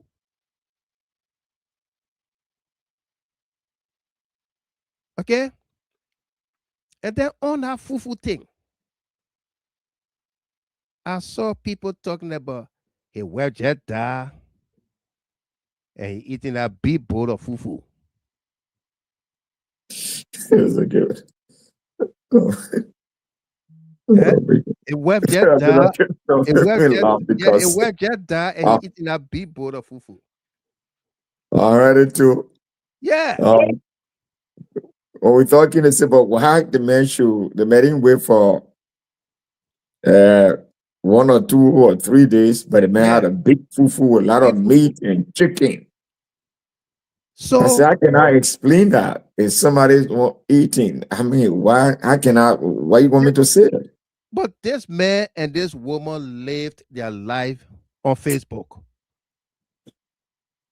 And not the first time. No, I mean, always get his fufu soup. Even when I potato greens. Whatsoever. I mean, it's just something that he does more often. So it's like a part of him. So I said, but what do you mean by why the man eating fufu soup? Why the man swallowing fufu soup? He thought he was telling the world and the Liberian people that my wife been dead 30 hours, almost 2 days now. I'm just eating. Eating, yeah. I am just finding something to eat. To eat, yeah. Since my wife died, it's been 30 hours. A 73-year-old man have taken in no energy. My friend can say, my man, I'm going to save my life. That is, I'm going to eat. You eat to live. Yeah, so that was a lot because people emphasize on the festival. What do you mean by the man swallowing fufu soup? Yeah. With meat and chicken. Yeah, I mean. Yeah. You must eat fufu with water. Clear water. If you say big bowl of what? Big bowl of fufu. No, I mean. And sometimes it's just difficult to talk about it because why will you ask the man? What can I say? The man say about 30 hours he been up and down. Yeah. Very exhausted, and I'm just sitting down to eat. I'm just like now just finding some time to just sit and just have the first meal. And then he said, no, but why the man should eat? A big bowl of soup. Why is he eating? Why is he eating a big bowl of soup with chicken feet in that? So, it just, the culture, why is he eating big? Sometimes sometimes it's just difficult. I'm just thinking about something quickly. Now the culture of our country, truth now have been defined different ways. Non-truth now, it has been defined the way people feel and the way people think and which side that you on. And then what I noticed again, where as a nation, we have to rally together to have a moral standpoint or a ethics that we all can rally to unite us, and where we can say no, and let's start what are you red or what are you blue or what are you green or whatsoever color you are, but that rallying point, it has vanished within our country. So sometimes people just get a different way of doing things. See the duplicity of our people. Individual that they castigated in the past. Those guys that carried their top set of others because the guys were green and they castigated these guys. And these are the same people today, as you said, they are going to How can they reconcile? They said they were not professionals. The people don't know their job. And they accuse these people, the professionals. But back then, it was the blue were in charge. And they were against the blue. Now they are green. And now they went for the same people that they castigated. See the culture, that's what I'm talking about. See, the truth now, people define their own truth. Yeah. There are no point as a society that people, that we all will build our trust and confidence in institution. And that's what brings the nation up. That promote the nation. But these same professional, you denigrate them because they are doing something or not a person that you don't support. Just because of that, you honor-rated them, you castigated these people. And at the same people today, you are going to. How can we reconcile? How do we reconcile that? To reconcile these things? And there where you are stressed. So it's a key point into the investigation as well. Yeah. Would they believe them? Would they believe them? You know. Would they believe them? If they came out tomorrow with the report and said, because that is the next question we ask here. Was Tony Khumalo involved with illicit drugs? Did Sam Jackson know and avail same to her? Will there be a toxicology report? Was she involved with illicit drugs? Did Sam Jackson know about that? Okay. Let's finish with the Fufu story first. Joda G. Dada said the man said he didn't eat for about 30 hours.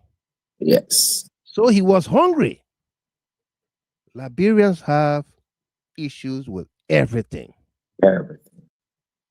Everything. Yeah. Okay. For 30 hours, a 73-year-old man. And you know what? Some of the people that are castigating, that are condemning him for eating or putting that picture on Facebook, they're the ones who will be telling their Papa, please find something to eat. I beg you, find something to eat before you hurt yourself, you harm yourself. Yeah. Yeah. You heard one of them when he was calling the police Gestapo. You heard one lady in the video saying, Uncle Sam, calm down. Let's go inside. Calm down. Right? Yeah, but I won't allow him say my father to go 30 hours. I will encourage him to find something to eat. Did you listen to that video, Tamasa? He did a live broadcast when the police first went to his house. He was cussing them up.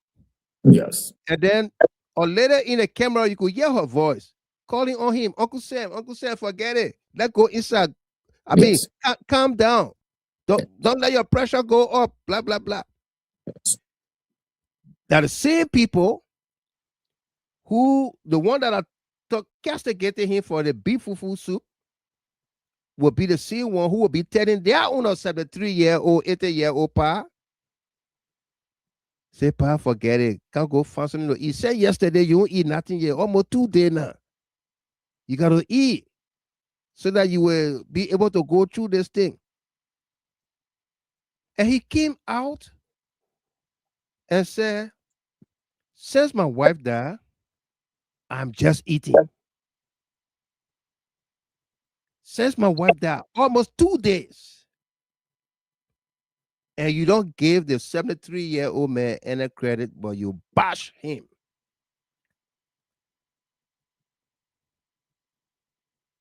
You bash him. Put him down. And call him killer. Without any investigation concluded or any charges brought against him.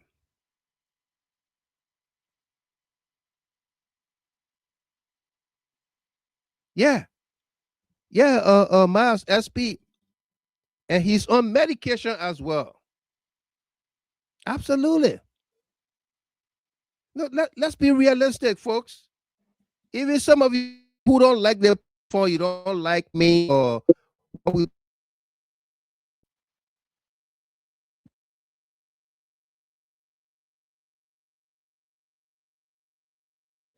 some tech issue. Think Yeah. about it. If your 73-year-old dad or mom had an issue similar to Sam Jackson and did not eat for almost 2 days, what will you be doing? What advice will you give that person?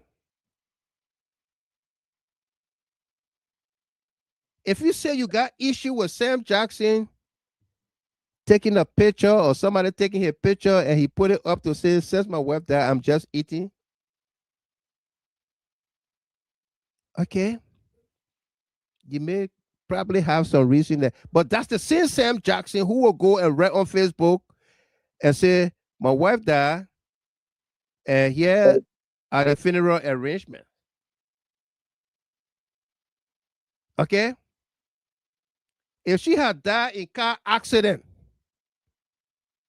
where she was going to town or maybe coming from town and probably riding on motorbike or even in a car and she was involved in an accident, not at home. And Sam Jackson went and did that picture and said, "Sam, my wife died in a car accident yesterday, almost 30 hours, 2 days. I'm just eating." What would you have said?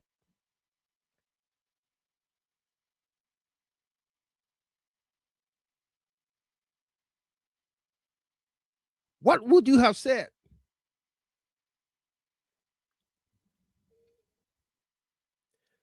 Some of us, uh, uh, sometimes you get some kind of tabagi cook into the house. You don't want to eat nothing at the office. You planning for that tabagi or that kisawali, whatever. You want to spoil your appetite. Eh, Tamasa? Why you want emphasize on the toboggi?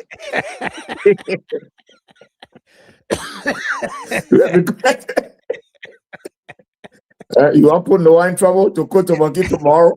Now what I'm talking about? the kettle want to or Yeah. beans. Which one your favorite, beans or kettle? No, catering. Kettle, yeah. Guess what? Now what I had today. Yeah. No, for real. Yeah. You know, you rushing home to go and damage that tobagi kisawali whatsoever. Okay. No, we have to be honest with ourselves. Okay. I'm happy that these pathologists, these doctors are being considered, are being used to perform the very autopsy that it did in the past during CDC time. And if the report comes back, okay, Yeah. the autopsy will not show if she did illicit drugs, but the toxicology will show. Yeah. Okay, Yes. the toxicology will show if she did illicit drugs, and if those drugs are found or were found in her system, they will know what kind of drugs and what have you. Will the Liberian people believe it? All of you that have condemned Sam Jackson and want to put him on the gallows, will you come back and say, forgive me? Okay? Will you come back and say, forgive me?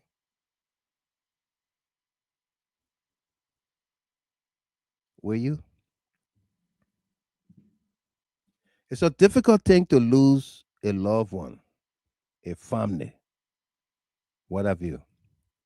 Sam Jackson saw this young lady as his trophy wife. He treasured her. He showed it.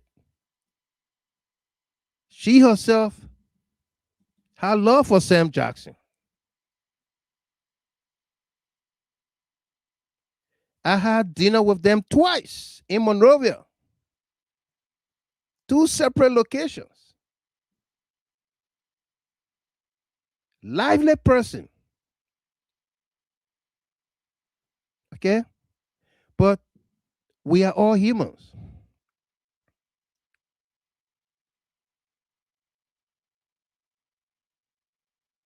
I brought about the question about doing whether she did illicit drugs because as we dug deeper into this story, a whole lot came up from her time at home in South Africa to Liberia to the US, around the world, and what have you. Why we cannot independently substantiate the claims that she did drugs and Sam Jackson sometimes got those drugs for her. We, based on the information we gather, not from 1, not from 2, not from 3 sources, several sources, that she was involved with drugs, that she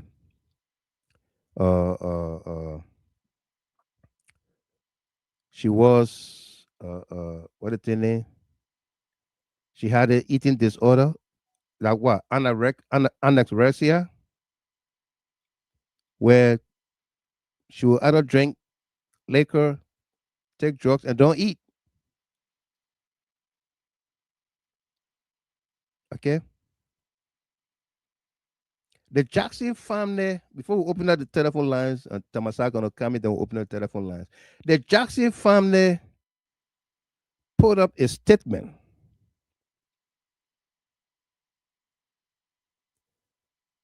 They put up the statement and said, what I took from that statement was that besides all her medical history and what have you, was that on March 9th,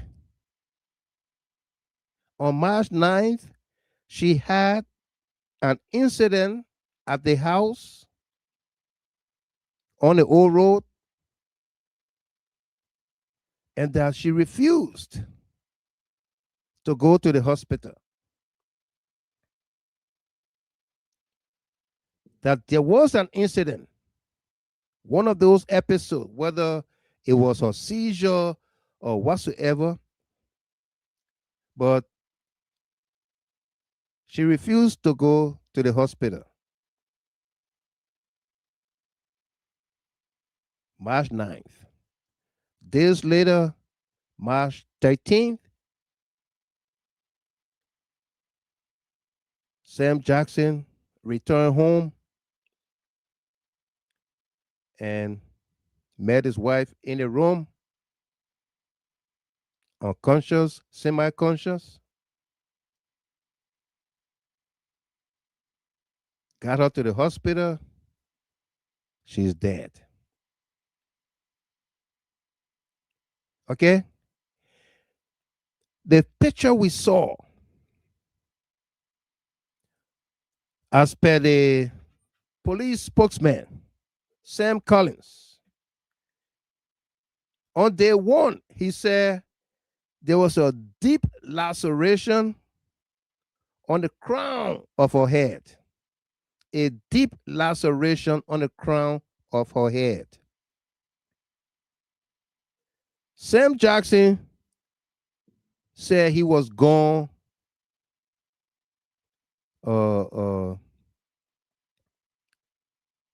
away for almost the whole day.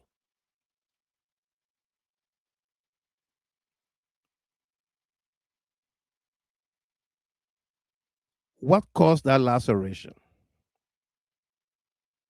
He came back home. She's locked up in a room. He went in the room, and there he met her lying. Unconscious, subconscious.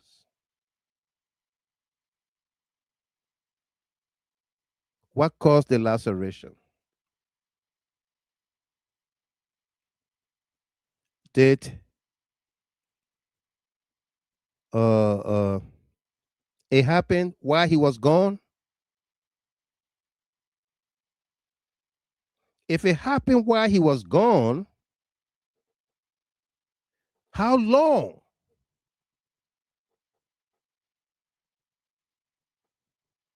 Did she sustain that cut, that injury?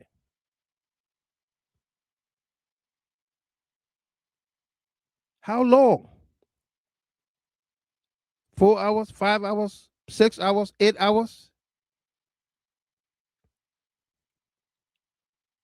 If she did not sustain the injury while he was gone, when he got back, did he have an altercation with her that he took something and hit her on the head or whatsoever? Do we have that? Did the police find anything that would have caused that laceration other than a fall?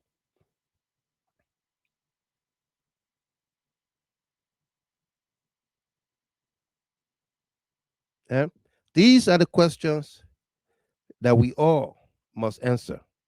And we must answer them freely, fairly, honestly, impartially. Because in the absence of truth, justice will not prevail. Okay? In the absence of truth, justice will not prevail.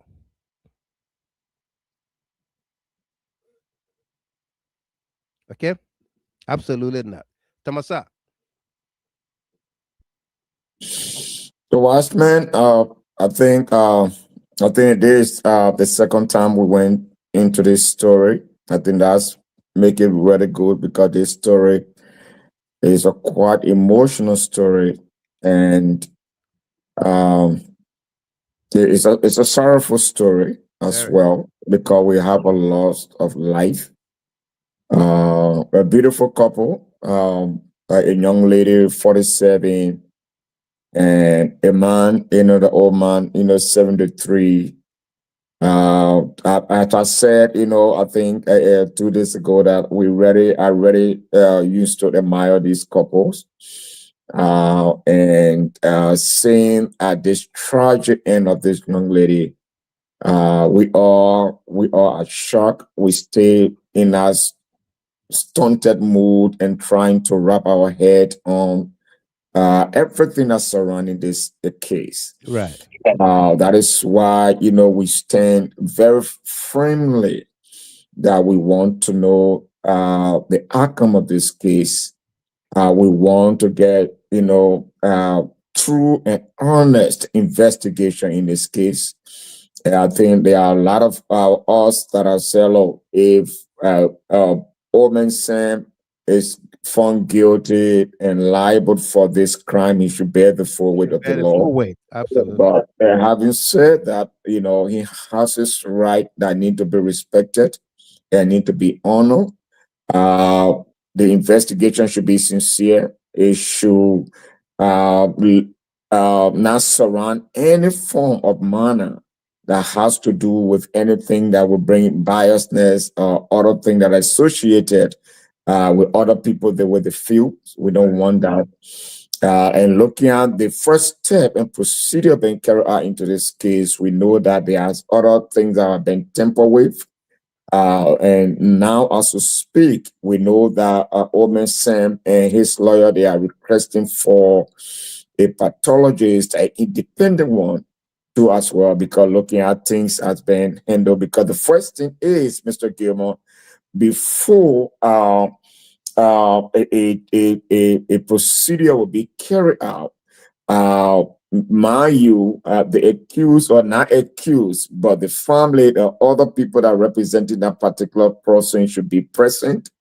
But the government, through the Liberia National Police, came up with data, even the Omen Sam Jackson and his lawyer were not even set in the know. And that also undermined, you know, some of the processes that we're talking about. So what we want in this matter, we just want fair play, truth, honesty, and sincerity in this matter.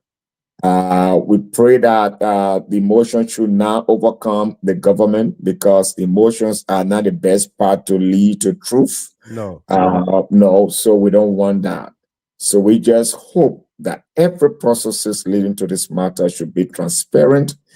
Truth should be in the center of it, honesty, and everything that is associated with integrity, that is associated with professionalism and ethics should be at the forefront of this matter. As we said again, you know, we also extend our deepest condolences to the Jackson family and also the Tunian family in South Africa, right, you know, for the loss of their daughter. Mm-hmm. You know, so we continue to follow it, and so good. Thank you, the wise men, for bringing it back on the spotlight on the global stage. We'll continue to follow it keenly, absolutely, with honesty and with key interest in making sure that we get to the bottom of this matter. No doubt. Stay with me, folks. Again, welcome to all of you just joining us here. Our telephone lines are open. You want to call? You can call WhatsApp and direct 313-957-9702 on WhatsApp, +1 313-957-9702. Let's go to the phone line. Take our first caller, Musa Brown. Musa, welcome. Hey, Mr. Gamer, how you doing? I'm good, my man. How you doing? I'm doing good. Mr. Gamer, you should be a lead investigator, man. Mr. Brown, how are you? You should be a lead investigator. You need to work with the CIA. Look, Mr. Gamer, we laugh about these things, right? But in actuality, Mr. Gamer, these are things, these are the facts that our people need to know concerning this. Yeah. But a lot of time you will find out that our people just speak of settlement. Yeah. And even this thing that are happening to Sam Jackson, nobody's supposed to die. Nobody's supposed to kill somebody. No. And go scot-free. No. But the fact will be, if somebody dies, that sincerity comes in. Be impartial. Mm-hmm. Don't be zealous. Don't carry your emotion and zealousness because this man is against a certain political party or he's speaking the truth to power. Correct. And that's what we see in Liberia, right? Like all the technical questions. I saw like Facebook where Minnesota girls sit it down and just you call one guy who will be saying, so I want to know what year Sam Jackson got married. Because this guy you're talking to, he said you were loyal to this guy in 2021. What? You see? 2021. On the interview, the Facebook, the next day he was loyal to the guy 2021. So when the Sam Jackson but I think she was cheating on him. Yeah. So he said he put her outside. That had a guy,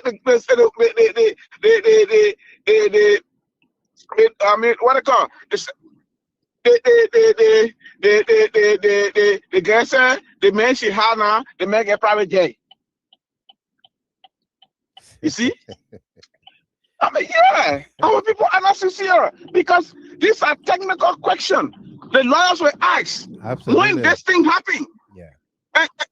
And Mr. Gibbon, no, Mr. Gibbon, all of what you have just said, these are things that will come to court. So it is not by your mindset. My uncle here in New Jersey, he didn't go to school. He didn't go to school, but you know why? His wives, they also, they United Party thing, the inside. So the woman that was saying, for him, he took a straight to religious. And they make a woman. He said, hold it right there. Yeah. I don't know you're fasting, eh? I don't know that fast one, yeah? Then they say, yeah. Then the man say, anything you say against somebody that is not true, your fast you holding, God will not hold it. Yeah. Everybody say, oh, God forbid. By the grace of I'm more friends. Why I say God forgives me? The man said, no. Everything you hear, no investigation. You're just talking. You're just talking. Yeah. So most of the girls are sitting on Facebook, the women are sitting on Facebook, and they're running their mouths and talking about Sam Jackson. And we're not supporting Sam Jackson in any form and manner. No. But we are seeing, look, when there's investigation, let it be impartial. Let it be impartial. Let Sam Jackson goes to court. If he's found guilty, he has no right to kill that girl. If he did, he has no right killing her. If he did, he should go to jail. But look, we shouldn't accuse him now when they make out dossiers of information, dossiers of medical report. Correct. That is showing to us that this girl was ill. He heard a woman asking this guy. He ever heard a woman, that girl ever complaining to you about anybody? You also the girl complaining to you that she ever had a hair hurting? Yeah, can you imagine? So our people are not getting educated. No. Come on. So what we need to do, thank you for the education. That's why I say, Mr. Gamer, you need to work with the CRD or some kind of security agency. Because Mr. Gamer, when you investigate and you come up with facts, those facts will be truth, fair. There will be no way for somebody to lie. Absolutely. Nobody to lie. That's what we need in the media. The media itself is an investigative branch. Right. People got to take their profession as journalists very seriously because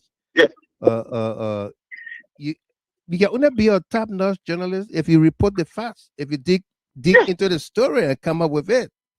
Yeah, and I think Mr. Gamer, when you go do journalism, there will be area of specialization. Absolutely. There are area of specialization. There are not people who hold cell phone around and bouncing around the street. Everything they see, they videotape it. Yeah. Hey, you understand? There's going to be area of specialization. Investigative journalism. Make sure you get a story, you go deep there, you interview, you make sure you get some facts before you come out. Yeah, hard facts. Hard facts. Yeah. Like the question you asked me, Mr. Gamer, who the journalists in Liberia have asked this question when it comes to this death? Oh, they just report, Sam Jackson is now at the police station, Sam Jackson is now walking to I mean, is that really what we want? Yeah. That's not what we want. You see? That's not what we want, Mr. Gamer. What we want is investigation. Investigation.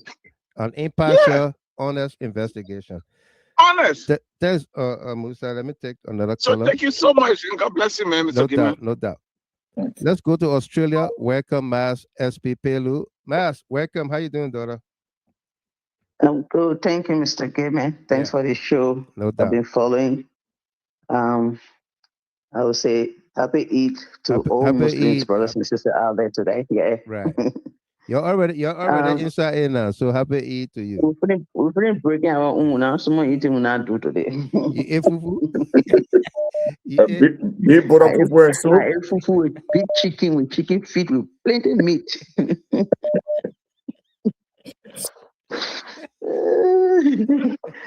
Oh God, like raw people. It's like, man,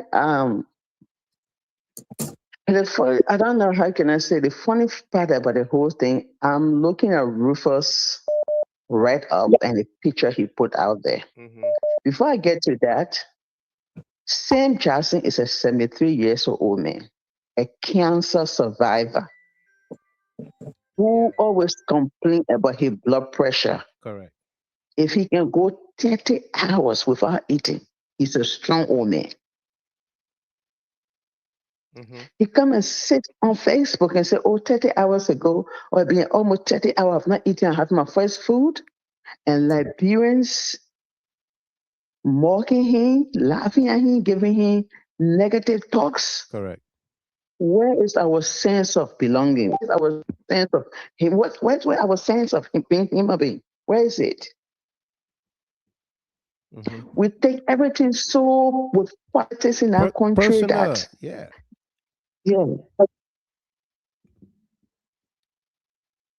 Hello? Yeah, go ahead. We're hearing you, my SP. Okay, I thought you were calling me out. That's why I just stopped. No. Okay. We take everything to be politics in that country.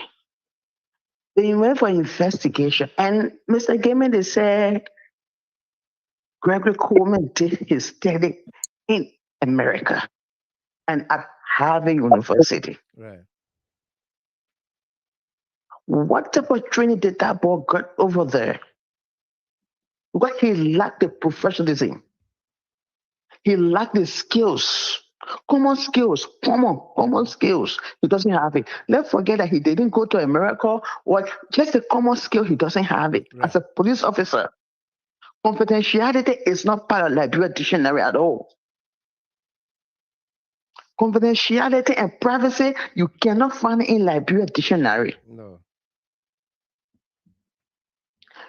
How did that girl picture got on Facebook? How? They were the first to go to that hospital or to the morgue to say they're going to check her. Without Samuel Jackson consent, he said that he was crying with him on Facebook. They mock him, they laugh at him. Yeah. If Sam killed his wife, let him go through the process in the rightful way. Right. Let justice be given to this girl. But the way they're doing it, is it because Sam going against that government? That's how they're attacking him like that? And then I come down to Rufus. Rufus read up in the picture. Mr. Gaiman, I'm not an expert or I'm not an FBI, but from my own observation, from his read up, I just screenshot that particular area, I sent it to you, and I took that picture and I just sent it to you on Facebook. Right. He wrote all he wanted to write, and then he reached to the point where he said, when they meet to the Royal Hotel, this girl went to him and said, your Sam had done it again. In fact, he said to her, what happened? I had to say he was expecting something to happen. Correct. You met couple, they invite you, they greeted you. The first thing you look at the wife, you say, what happened? Was he expecting something like that to happen? And then he asked her what happened, and then she took off her glasses and she showed her face to him. Her face was swollen up and were bruises on her face. And then he went to Sam and talked to Sam. Sam said, oh, she's frisky. I tried to train her whatsoever. I just summarizing what he said. I sent it to you. Yeah. From my understanding. And then they took picture on that day. This girl does not have glasses on. She doesn't have dashes on. Look at her face, showing one bruise or bruises on her face. Now tell me if her face is swollen. In that picture he took, because he said he took the picture from the Royal Hotel. Yeah. And I know that was on that day. The one he took to his house is there. The one he took to, so I took that picture and look at it. I told a couple of people, I say, look at the write-up. This write-up said her face was bruised, there were a lot of bruises on her face, and her face was swollen. But here he took the picture with him. They sat, they ate. They took the picture. And then he posted this picture. This girl does not have shades on her face. Her face is clear. It's not swollen. She's smiling. Right. She's not forced to smile, but she's smiling in that picture. No bruises on her face. No bruises on her face. Her face is not swollen. Am I making sense here? Absolutely. Yep. Look at that and tell me, is this Rufus guy saying the truth? Or does he really? Because in his write-up, he said he and Samuel were very good friends, but they fell out because of politics. Yeah. But they fell out because of politics. So were he trying to induct Samuel into problem? They say, send the man refused to be on my side. I'm ready to deal with him, and I'm going to deal with him. I've been waiting to deal with him. I'm ready to deal with him. And now all the information is flying out there. And for him to have forwarded those information to picture screenshots to the IG and call him out and say, man, I know about this guy, the guy bad doing this thing to the guy, blah blah blah. He prejudiced the investigation. Yeah. And thanks, then man. Mr. Gamer, with the write-up, with the write-up, I read some of the messages. I might not be good, but the English in there, I don't think it's from Samuel's wife, from my understanding. I think it's they made it or somewhere, or it's something happened. Nowadays, and we're doing a lot of things with our phones. You can back the messages. You can do a lot of things with it. That what I said. What are the way have it admitted? I even question. Question the look at even the English that she wrote. Yeah. The message she wrote, the way she wrote it as a lawyer, the way she wrote, even if you like everywhere where that English different, Mr. Gamer, even if that short English you're writing, that short message you're writing. We that live on this side, when writing our short English is quite different. Those are in Liberia different. If those are in South Africa, those are in East Africa, their way of writing our short English is different. Different, yeah. So if you look at that girl English, what it wrote down there, that text message, I feel it was not her, somebody trying to just play with his something somewhere and send it out there. I'm not backing Sam. I'm not supporting Sam. No, I'm one of the person that stand up for stand up when it comes to domestic violence. I against it. I speak on Facebook. I speak all the time about it. Absolutely. But if sin is found guilty, let justice be for this lady. But let the people get chance, let the right thing be done. Let the right thing be done. Thank you very much, Mas. I appreciate it. Thank you, Mr. Green. Thank you. Let's go to the other line here and welcome Terry Falabondo, my dear friend. Mr. Gilmore. Yes, sir. How you doing, my good friend? I'm good, my man. Welcome. Let's hear you. Thank you. It's been a while. Let me say. You got men at the border? Yeah, that's why I want to talk to my big brother over there so we can go together because we all can look at Sunday. I want some time I start to leave and brother don't put my phone in that place. They can't make it. Tamaza, I really Tamaza, are you ready for her to go to the bola? Are you getting that? I bet you. Get the come on there. Let me let it go to the bola. The Guinea border and let it go to the bola.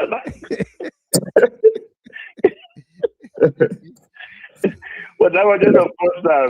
Good to be back. I know. Yeah. But on a very serious note, the game things are coming back on the GHT. I'm the only opposition I'm allowed to be on this platform because you can overcome responsible opposition. Absolutely. All of Liberia from different angles. I always say that. Yeah. We're not enemies. We're opponents. Because somebody who is an enemy, you want to get rid of them. Because somebody is opponent, your opposing views. Absolutely. Yeah. So they can discuss the issues maturely and make Liberia better from different angles. So yeah, I've been listening, and let me weigh in quickly on the Sam Jackson issue. So, Mr. Gilman, the truth of the matter is, we're all in America here. First of all, when your partner passed away, the first person of interest would be the partner, the opposite. You go a bit, your wife die or your girlfriend die, or the police will call you in first for questioning because that's your friend and your partner. You probably see each other the last time before that person probably, tragically die or maybe passed away naturally or whatever the case may be. So the police calling Sam Jackson in was appropriate. The only thing I have with the police for them elevating him from the person of interest to a suspect without getting any death certificate or no cause of death, I think they rushed on that part. Right. They should have waited to get a autopsy report. How she died, if she was murdered, or she got killed, or she died naturally, or she hit her head, blah, blah, blah, blah, blah. Anyway, they corrected that, I think, by letting him go after 48 hours, respecting his rights, and then we'll see what happens tomorrow, because the 48 hours have elapsed and the 2 hours have elapsed. But the fufu and soup issue, I want to address that a little bit, because you see, again, we live in a culture of empathy. Let's be honest, if something happened to me, God forbid my wife died, you know, and then people see me, they get something they call optics. The optics mean how people would see it out there. I'm not saying things that he hasn't been on Facebook having fun with his girl. Yeah, it's okay. Facebook, everybody go there and do stuff. But the timing makes the optics to look better. Be honest, Mr. G. And my big brother, I agree, that's fine. But I know if my wife passed away, God forbid, tomorrow, even if I let social media, which I love, because I am a media person, I love to be on social media, I love media, I love TV, I love radio, because that's my expertise, that's my profession. But if something happened to me and people see me the next day on TV, on Facebook, you know, dancing and smoking cigar and say, low, to let my friends, you guys, my wife died, they want to ease my attention. If you're right to do it, you might be doing it before, but that point in time, they were expected to be grieving and mourning somebody you really cherish and love. So you will cut certain things off, Mr. Gilman. That's the fact. So now the public is taking for the lovey-dovey they've been doing on Facebook. This person passed away, and in 30 hours, we all know you were 80 years, you were mourning, or you went to the hospital, you called the ambulance, and blah, blah, blah. Those stories still being investigated. But the public too started taking it if they may not see what man. I'm gonna get my leg, just die, he lost so money. All of a sudden he started responding with rants. Started putting a lot of posts with insult. Oh my God, trust me. If it was in my team, Mr. Gilman, with the upbringing I get, that my son knows without perfect, but we got certain upbringing that if I was happy, we'll be silent for a while. We'll sit here, we'll meditate, we'll cut off certain habits, right, just to show respect to that person that we love that passed away. So that's the reason why the public on social media are begging on him, they are writing on him, they are tearing him down because of that fufu. So he should have posted it. I mean, eat fufu, relax, go to bed, sleep, cry, breathe, take 2-3 weeks off. 1 month, 2-3 months, suppose they who has on social media when somebody they really love pass away. You will say, come back and do your thing. So for me, that was why I think the public went against it, because the optics didn't look good and the timing was wrong. And that's my saying tonight. So I'm gonna thank you for the time that you man. Appreciate the time. Don't bother on Guinea and put all for the Thank you very much, Terry. Thank you for that. Let's go to Canada and welcome Mr. Dankwa, Jack Dankwa, and then we'll come back to the USA. Jack, welcome. Yes, let's hear you. Yes, sir. Yes, sir. Yes, sir. Happy New Year to the GHT family there. Happy New Year to you. Mr. Gilman, how everything, man? Pretty good. Thank you. Thank you for everything. Thank you for everything. Yeah. Thank you for keeping up. I just want to throw a light on 2 trading issues that's going on. You know, Sam Jackson situation and the border thing. Gilman, you know, I actually said something on my mind on Facebook when the situation just started. I was saying I could relate to what Jackson was going through, because I had a friend in a similar situation here in the United States. And everything people talking about, so Jackson, Mr. Gilman, can you hear me? Yeah, go ahead. Yeah, well, yeah, this lady, from what we we experienced. It's all from what I could relate. I had a friend that was going through the same thing. She was, and this lady, actually for the condition that she was going through, she didn't have no relationship with the guy that she got married to. She lost her children here in the United States. But little I know, and like I said, every time she would call on me like a brother and a friend. Yeah. But she would call me from different places and different like safe houses, you know. Many times there was every time she called me, she's bust up like her head, her face, and everything is bust, and blood is spilling everywhere. And she, you know, but she would call me, and I would go and saw her. Like I would stay there for a couple of hours because nobody knew where she was, but she would call on me. But I never knew that she was going through these things until I brought her close to me. I mean, a very beautiful lady from South Africa. That, you know, the same country. I was telling somebody. Few Liberians in Worcester, Massachusetts can relate because I took this lady around, a couple of Liberians, and when it happened, and you know what I noticed is that she was drinking vodka. You understand? Vodka. Pure white vodka. Yeah. That was the problem. Every time she drank that, Mr. Gilman, she will pass out and hit her head. I mean, bent or whatever the situation. I mean, real bad. She would hurt. That she would get hurt if nobody can stop her. So the situation, this situation over here is different from how people react to this kind of thing, from how people react in Africa. Africa, when they go through these spare things, people can hold them down. I mean, most often we see foam coming from out of their nose, and people try to give them other things to help because in Africa people have the natural remedy. But over here, these people drink alcohol, and the alcohol effect is actually different. It's different, yeah. It's actually totally different. It's a serious situation. Everything people talking about, like she having confidence in other people, talking to other people. That's exactly how my friend acted. She because as long as you could relate to her, you fell for the body. You didn't know what it was. You fall for it, right? But until you knew the kind of human being she was. So I knew I didn't speak much, but I'm telling you, this is what I know. I had experience with a lady for over 5 years. And I know she's not dead at the moment, but she went through it until I had to run away from her because it happened, in my own home when I invited her. Yeah. And then this situation, and I got afraid because I couldn't stop it. So when the 911 took her, and I tried to keep the relationship moving to her that, I wasn't there. And I tried to stay away from the situation because it's something I couldn't control. But I can relate. I can actually relate to what Summer Jackson is going through. Right. Yeah. Wow. Yes. Thank you very much, Jack. Thank you. Great input there. Let's bring Day, Jefferson Day. Mr. Day, welcome. Jeff.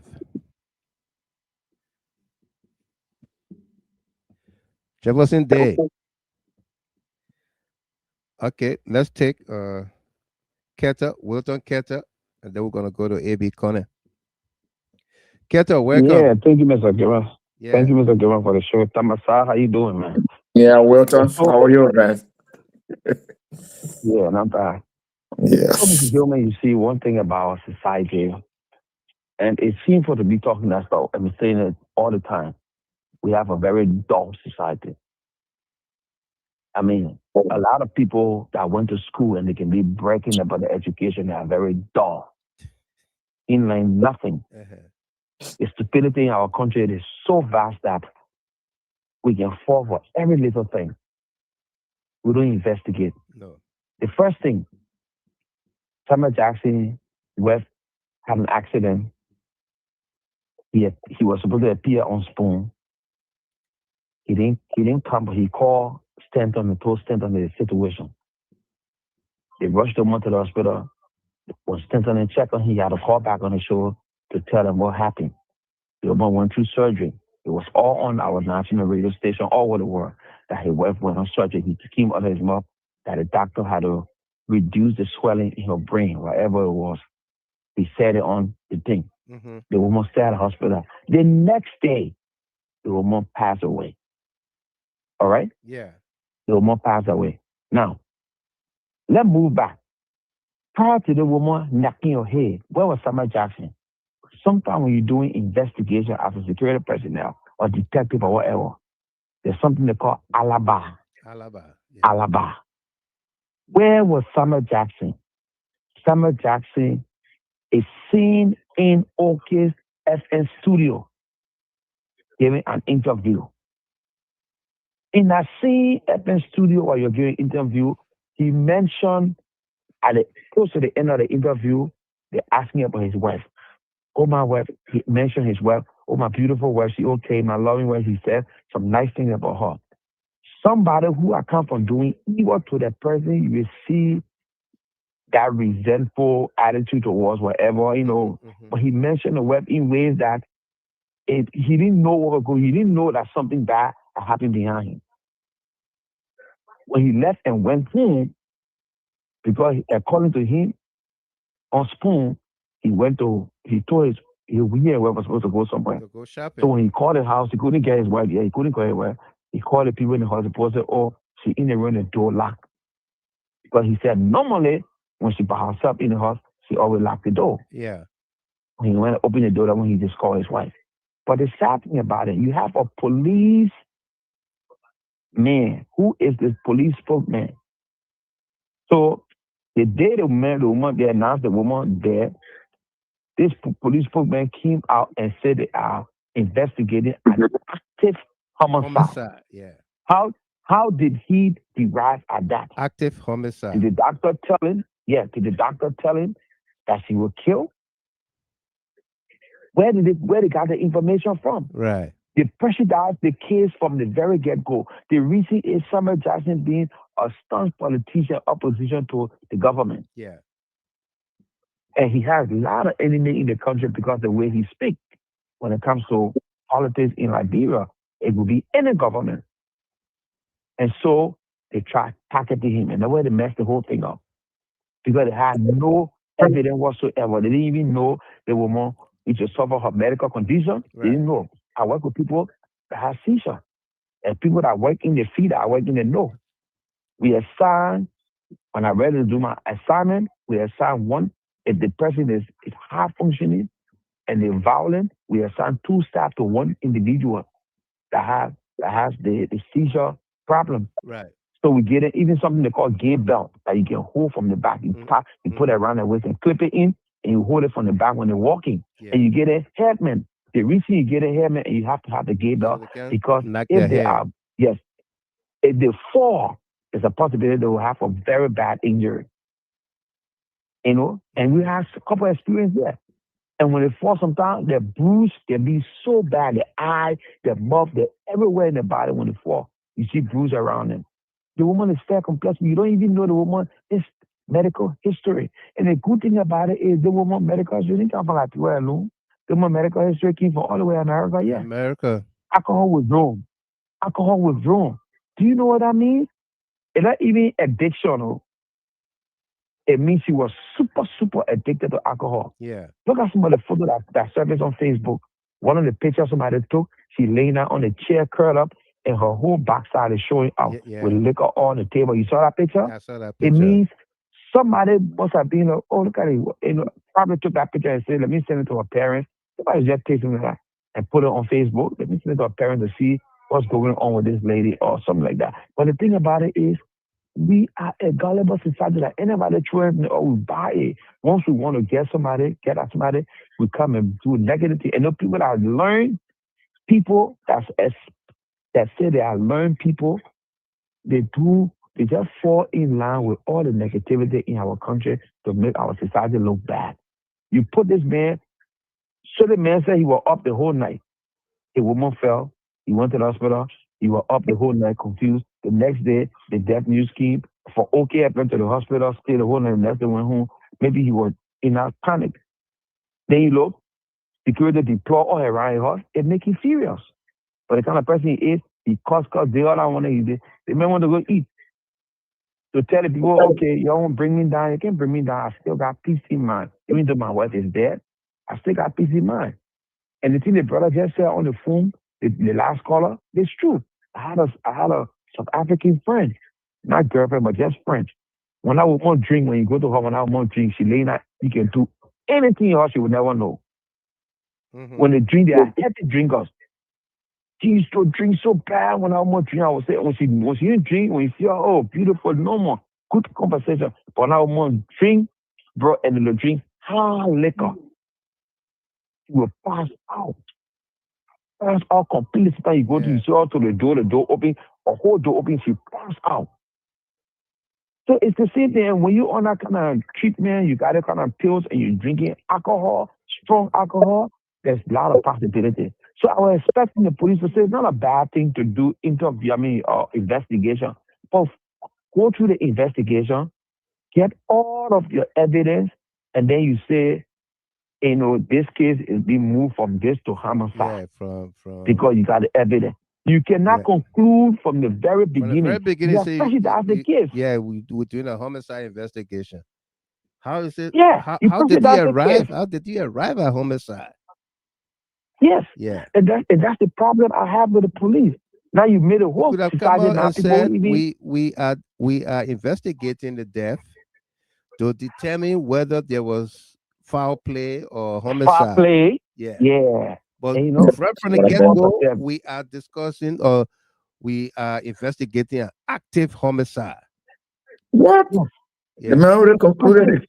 You already concluded that Joseph Parker, the hooligans and gangsters burned the building. That's the same thing we keep talking about, and people don't even understand it. Then you got these social media bloggers that running with all kinds of stories here and there. And I don't blame them because they're looking for the money. Yeah, iPhone 17 Pro Max.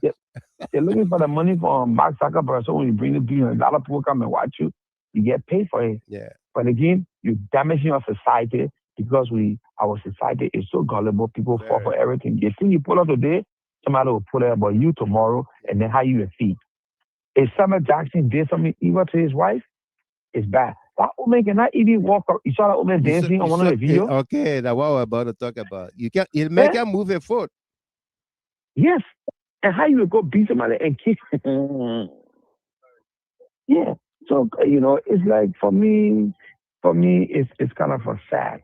If that man didn't love his wife, if that man wife family didn't love him, one of his videos, I think Lemon he said his brother-in-law paid for it. $10,000 to go to, anyway, having a video talking about he loved his wife. He knew people didn't like he and his wife being together because he's an older man. And this girl is a young girl.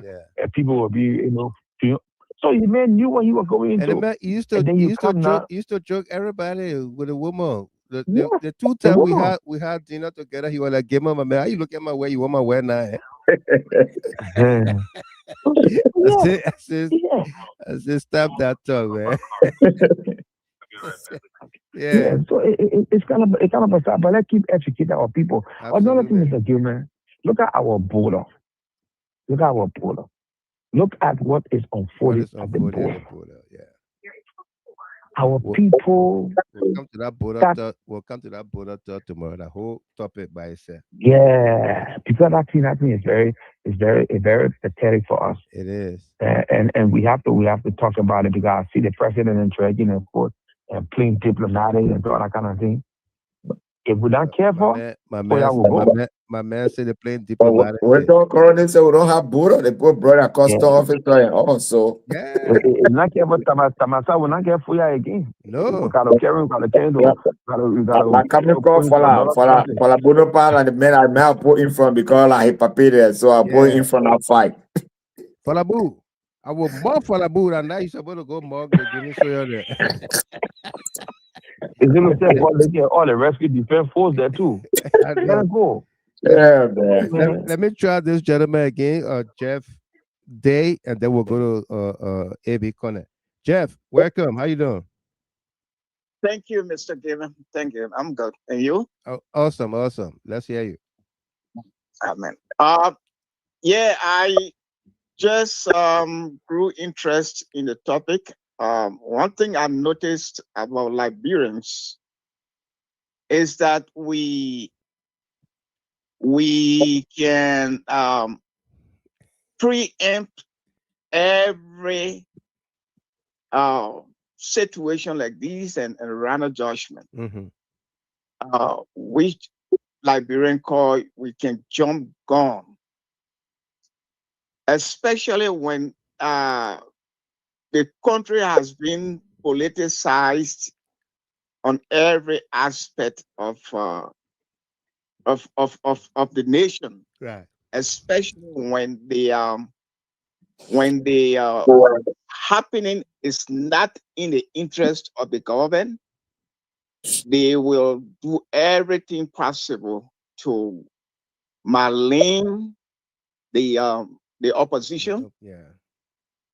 If they want to be fair, why not investigate the killings that took place in Cape Mount? Up to this time, the police have not given any clear explanation as who was responsible for the death that took place at that mining area in B Mountain. BA Mountain, where they shot and killed the protester. I think five young men. Yeah, 5. Now they have put the case to rest without letting the Liberian people know how this death or these deaths, took place. And with impunity too. Yeah, with impunity. That's thank you. That was the word I was looking for. Yeah. And look at what has happened in Mr. Jackson case. Yeah. Yes. The case hasn't been investigated. If you look on the Facebook, testimonies upon testimonies, especially from women, that is the habit of Mr. Jackson to beat on women. This one will come to say he was my ex, and because of that beating on women, I have to leave him. So, what is the clue now that Liberia have come to in accusing Mr. What is his name again? Jackson? Mr. Jackson for killing his wife. So they want to politicize everything that takes place in that country, which is wrong, especially when it is not in the interest of the government.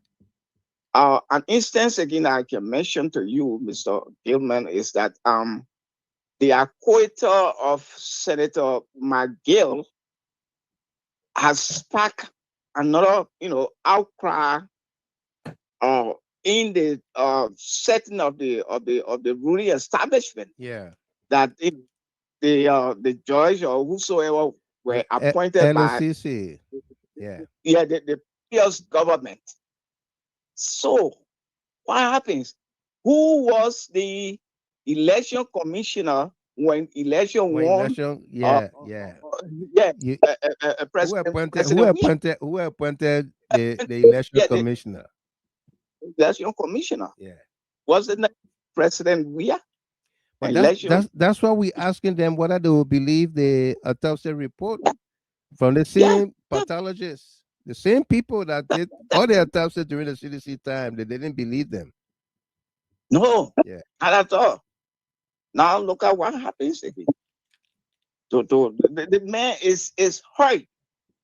His wife, I can see him grounding that day. Yeah. In his spirit, man. Mr. Jackson crying. Crying, absolutely. Crying. Yeah. And they're making fun out of him. This is so sad. John gone in rendering decision, jungle justice. Where will it carry us? Where? So it's very sad, Mr. Gibson. Mr. Gilbert, to see Liberia in the 21st century behaving like J.J. Robert days. It's so sad, especially to those who claim to be the educated people. They are more than the villagers. They are behavior. So it's so sad. Thank you very much. I would be nice. I said thank you very much. Yeah, you're welcome. No doubt. Yeah, have a good night. You as well. Thank you. Let's go to AB and then Solo Senior and Tamasak gonna close for us. But man, you just come in at the end on the show. You just come in. You check out your fit? And when Solosioki was used again to the show just started. Yeah. You know, that's what that one go. No, my schedule is the chief parliamentarian. Yeah. I'm sorry for my t-shirt. How are you? No, that's the right t-shirt you got on there. No, that right t-shirt. No, I said, yeah. I said, but the time going home now, the choir already sang and then pastor preached. We already get the blessing. Then you jump in the church. My schedule changed. Before I used to work 12-hour shifts, 6 to 6. Then at home I could get on the show. But now I work 8-hour shifts, so I go like 3 to something. So before I get home, then the show over. Then before I get home, the show over. So sometimes when I get lucky. So today I don't want to come in the IG, our country, when we're not careful, he will put the country back to 1971. That's why I'm here for. So when it's free, I'll come in. Okay. Yeah, but you're part of my t-shirt. I think my woman will right. I'm too fat now for my t-shirt. I think I gotta order a new one. So you're part of my t-shirt. It's more for me. Amy. Yo. Happy Eid Mubarak, my man. Thank you, my brother. Thank you. The money Kalama coming rest more. With lime and sour milk. For the next 12 months, right? Yeah. I know, but let me say Eid Mubarak to all my fellow Muslims are following the show and then the war over, we are grateful that people put in their time and perform their due diligence, Right, absolutely. So it's an honorable time. The people gotta be appreciated that you live through it. Yeah. Eid Mubarak to them. I think I forwarded you I sent some kind of video to you in the chat room. In the chat room, yeah, okay. That is the 911 call that St. Jackson made when they were in Georgia with similar problem with a woman. Where she fell. So I just sent you that video there. Okay. All right. We'll play it tomorrow. Yeah, he played that call. I think he managed to request it from Georgia or somewhere. That she asked him the situation. So you could hear the 911 call, and then the people on the phone asking him what's happening, and he went through the whole 9 yards, Right. So the thing about it is that many a time people tend to jeopardize cases, especially in Liberia. At the end of the day, sometimes when it gets to court, judges are left with no option but either to throw the case out or to kind of rule against the prosecution. In this case, the police or the justice ministry or so and so forth, even if there are legitimate reasons to hold people responsible for a crime. Because you have prejudiced the case, it makes it very difficult for people to actually for the legal process to really be effectuated. Right. Because that's the case. That's what the capital building situation is suffering right now today. Because you have a president that went there and spoke irresponsibly, already rendered judgment even before the case could be adjudicated. Right. So they're doing everything now to kind of prove his point right, that indeed, a bunch of hooligans in this case, the hooligans by the former speaker and all of his associates in this case. That's what they're trying to do here. Yeah. And that's the problem. That's the conundrum the police is faced with right now. Because they told us that they had geothermal recording and all the kind of positioning and all those kind of things. So they don't want to quote. They can't even prove that. They can't prove it. Now they drag the case all over the place. So this is the same case with the St. Jackson situation. Because even if there are legitimate concerns, I know that, oh yes, XYZ happened and we got to delve into it. You cannot be already talking about homicide. Homicide, in its own definition, tells you that indeed somebody got gruesomely murdered. And based on that, meaning you have come to the final conclusion that indeed we can establish the fact that indeed this is a homicide. But you didn't do any of it. And now you are dragging your feet and they try to solicit records on issues. Right. You know, and if pathologists guy, I think I told you early on that there were, I was hearing, and you know, unconfirmed that the pathology report is kind of inconclusive because they couldn't establish the actual cause of death or whatever it is. So, according to what I hear, you know, social media guys' own way of bringing out information in so many ways. So, I don't know how authentic is that because they are not being official pathology report yet. But I was stating that it was inconclusive. I think those are some of the variables that cause them to allow to release Sam Jackson for now, and so on and so forth. So, I mean, this should do due diligence. Put aside all the party blue cap and the green cap situation and be very authentic. Because it's selective outrage that can come up from these people's side whenever you're not wearing a green cap. Trust me, your issue is going to be treated at a different level as compared to other people that wear the green cap. Right. And this is the behavior of the government, and it's unfortunate, you know. So I mean, I know the optics people got a lot of problem with the optics. I was trying to ask you, I say, inquiry, you say how to get called it? Amobla or what? Amlambala. Amlambala. Sam Jackson Mlambala. So the optics, I think that people got they get a problem with the optics, the immediate effect of what transpired and have somebody talking about a bowl of food eating there, all the kind of thing. I understand. But it doesn't negate the fact that indeed thorough investigation needs to be conducted, you know? Mm-hmm. And people can be prejudicial.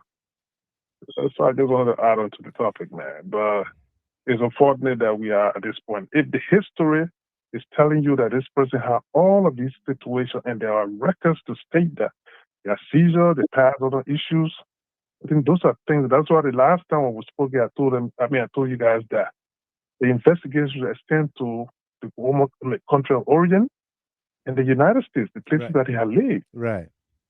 It will have to establish real cause or give reason either to indict or not to indict on issues, but to just jump to conclusion, so be sentimental and jump to conclusion because political reason. I mean, it's unfortunate. Absolutely. That's what I just want to say. Thank you very much, AB. We'll celebrate with you tomorrow. Yeah. Thank you. Yes. Thank you, Pat. Delano, thank you, senior man, and AB. Sorry, I had to hold the show hostage tonight, but the thing that are happening, especially with the IG, Mr. Gilmer, is very dangerous. That people don't understand it. And, two things, you know, with Mr. Jackson, I'm glad he get a retreat 911 call for the Georgia state, the Glory state. These are the things he had to call out to the American people embassy immediately because or else they will just drum roll him into something. Mm-hmm. Every medication that woman taking, they have the potential to rupture your brain if you use alcohol on it. Most of them, the seizure ones you take that are related to lithium, we use it here to treat people with bipolar. When you sometimes I say bipolar too, you understand, you know. Yeah. Sometimes you melt down and they have to give it to you for you to calm down, but it's so dangerous for your brain because it can cause your brain when you miss the doses, cause your brain to explode, and then you start bleeding out of your nose, your ears, In Liberia, the reason why the coroner report is inconclusive, like AB said, you can say there's a trauma. Yes, the trauma caused the death, or the trauma was a result to something that was happening. Let's say she was standing up and she had that problem and she dropped. If her heart stopped before hitting the floor, that's not the floor killing her. She already dead before hitting the floor. Right. So the coroner cannot rule that, oh, it's the trauma to the head that caused the death. No. If she have seizure and she hit her head, she's dying by the cause of the seizure. That's the original problem, not the trauma, because the location is not designated for you to be in the safe spot before you take you. Seizure can take you whatever. having car, or you eating your cornmeal, you eating your bread, it can take you anytime you want. Crossing the road, it can take you. So it can be the cause for it to be homicide. That's one. When the IG stand and say, oh, the men are personal interest. Okay, fine, because by definition, every destination of the investigation would make him personal interest. Personal interest, yeah. That's why you would drag him. If I were you, I would hold him for additional 48 hours. We apply to the judge to hold him again for additional 48 hours to sweat him out. In America, it's just sweating him out. Let him sweat. So you want to eliminate all doubt on him out so he can be free. Clear him out first, yeah. So he can be free in society. They didn't do that. All the IG is doing is just putting out fancy word for Minnesota, thinking that they are fine. But no, you were bankrolling somebody else's life. You know, but it point to the issue where Jowea were in power. Everybody said Jowea government incompetent, but you are incompetent now. Because the statement you're making, the investigation you get, the coroner report supposed to be the primary report that clear the issue of death, that pronounced it, whether it's a homicide or it's an accidental thing. It's the coroner report. If the coroner report did not say A, then how can you say A? What ground you standing on? Which evidence you have? Different from the coroner report. But the IG, I say IG that go to Lofa, a Guinea border there. What are you going for there? No, Mr. Gibbon, let's be frank. Absolutely.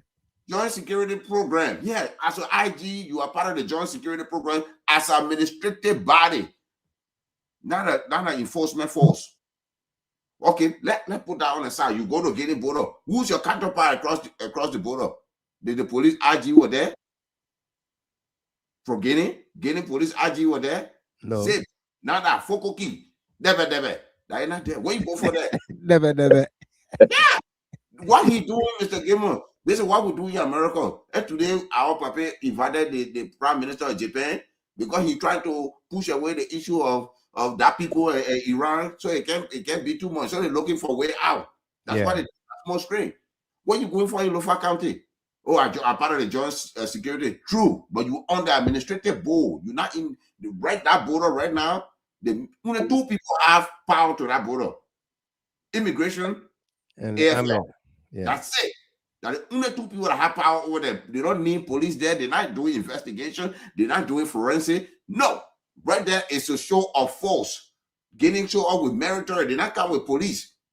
And when I look at the Waka regime, this is what when a Jowea, they will be dragging Jowea through the mud.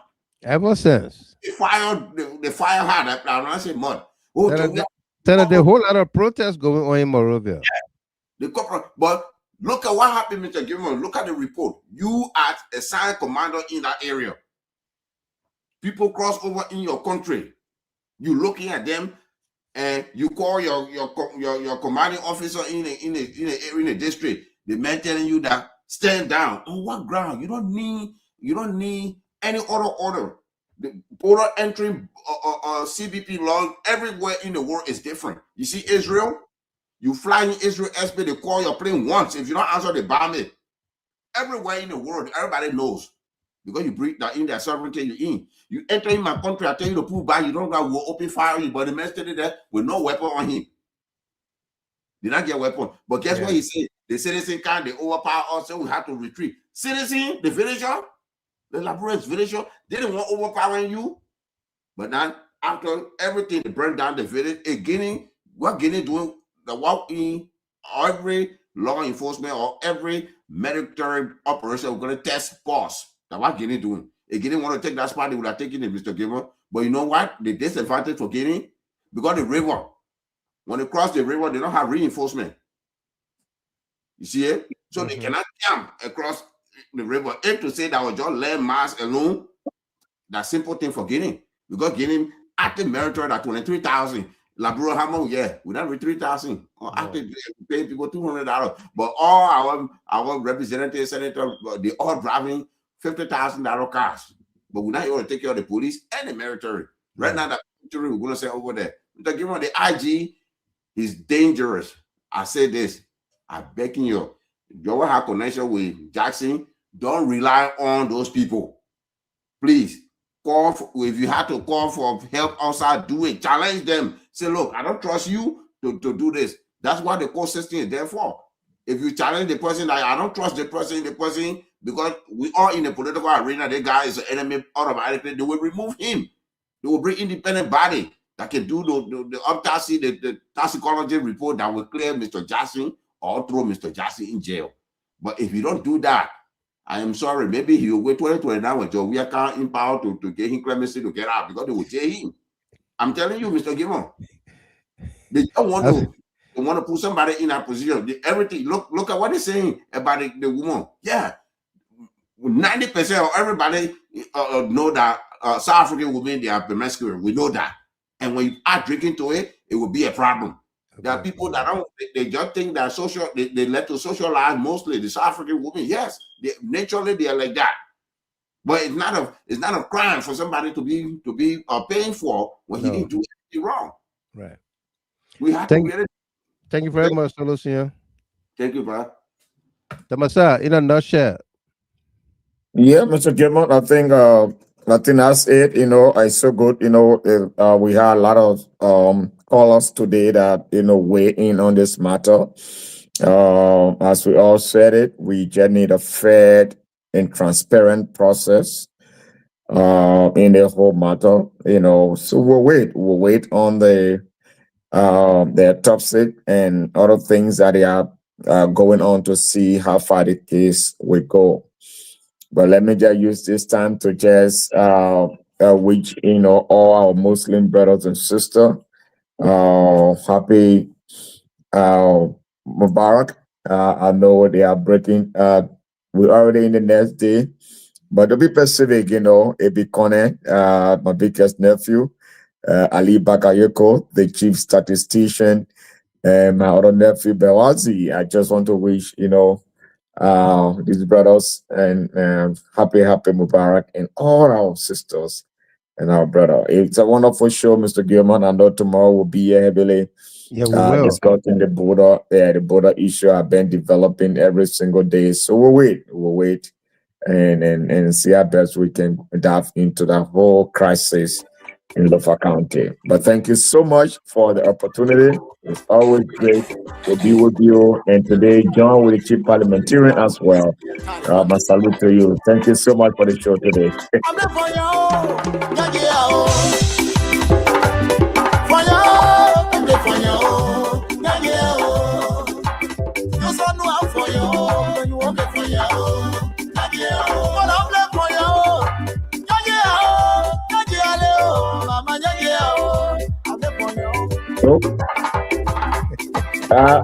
Is that Kubawu? But the other spirit, I can see the spirit. The Holy Spirit. I can see it.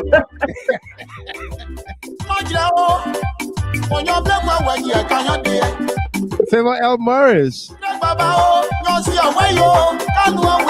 Cecilia J. Freeman. Susie Lamadan.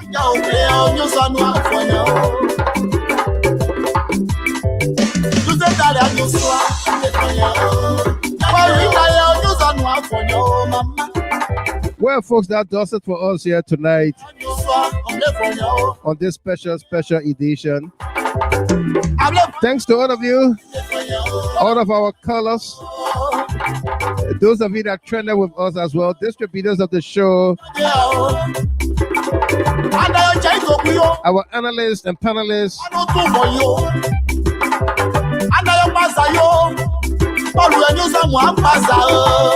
We got a fighting God. Vonyo.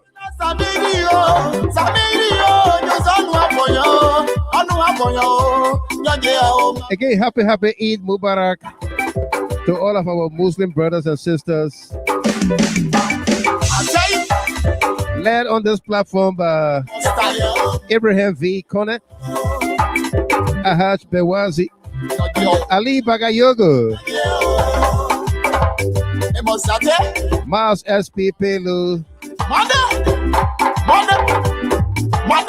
and everybody else.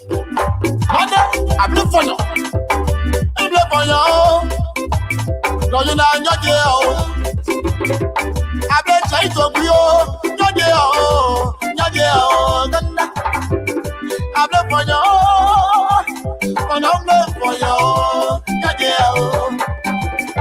Same Rex.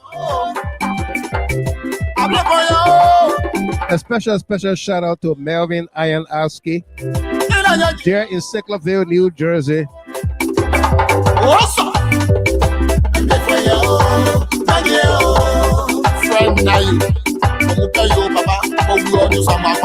Angel Brown.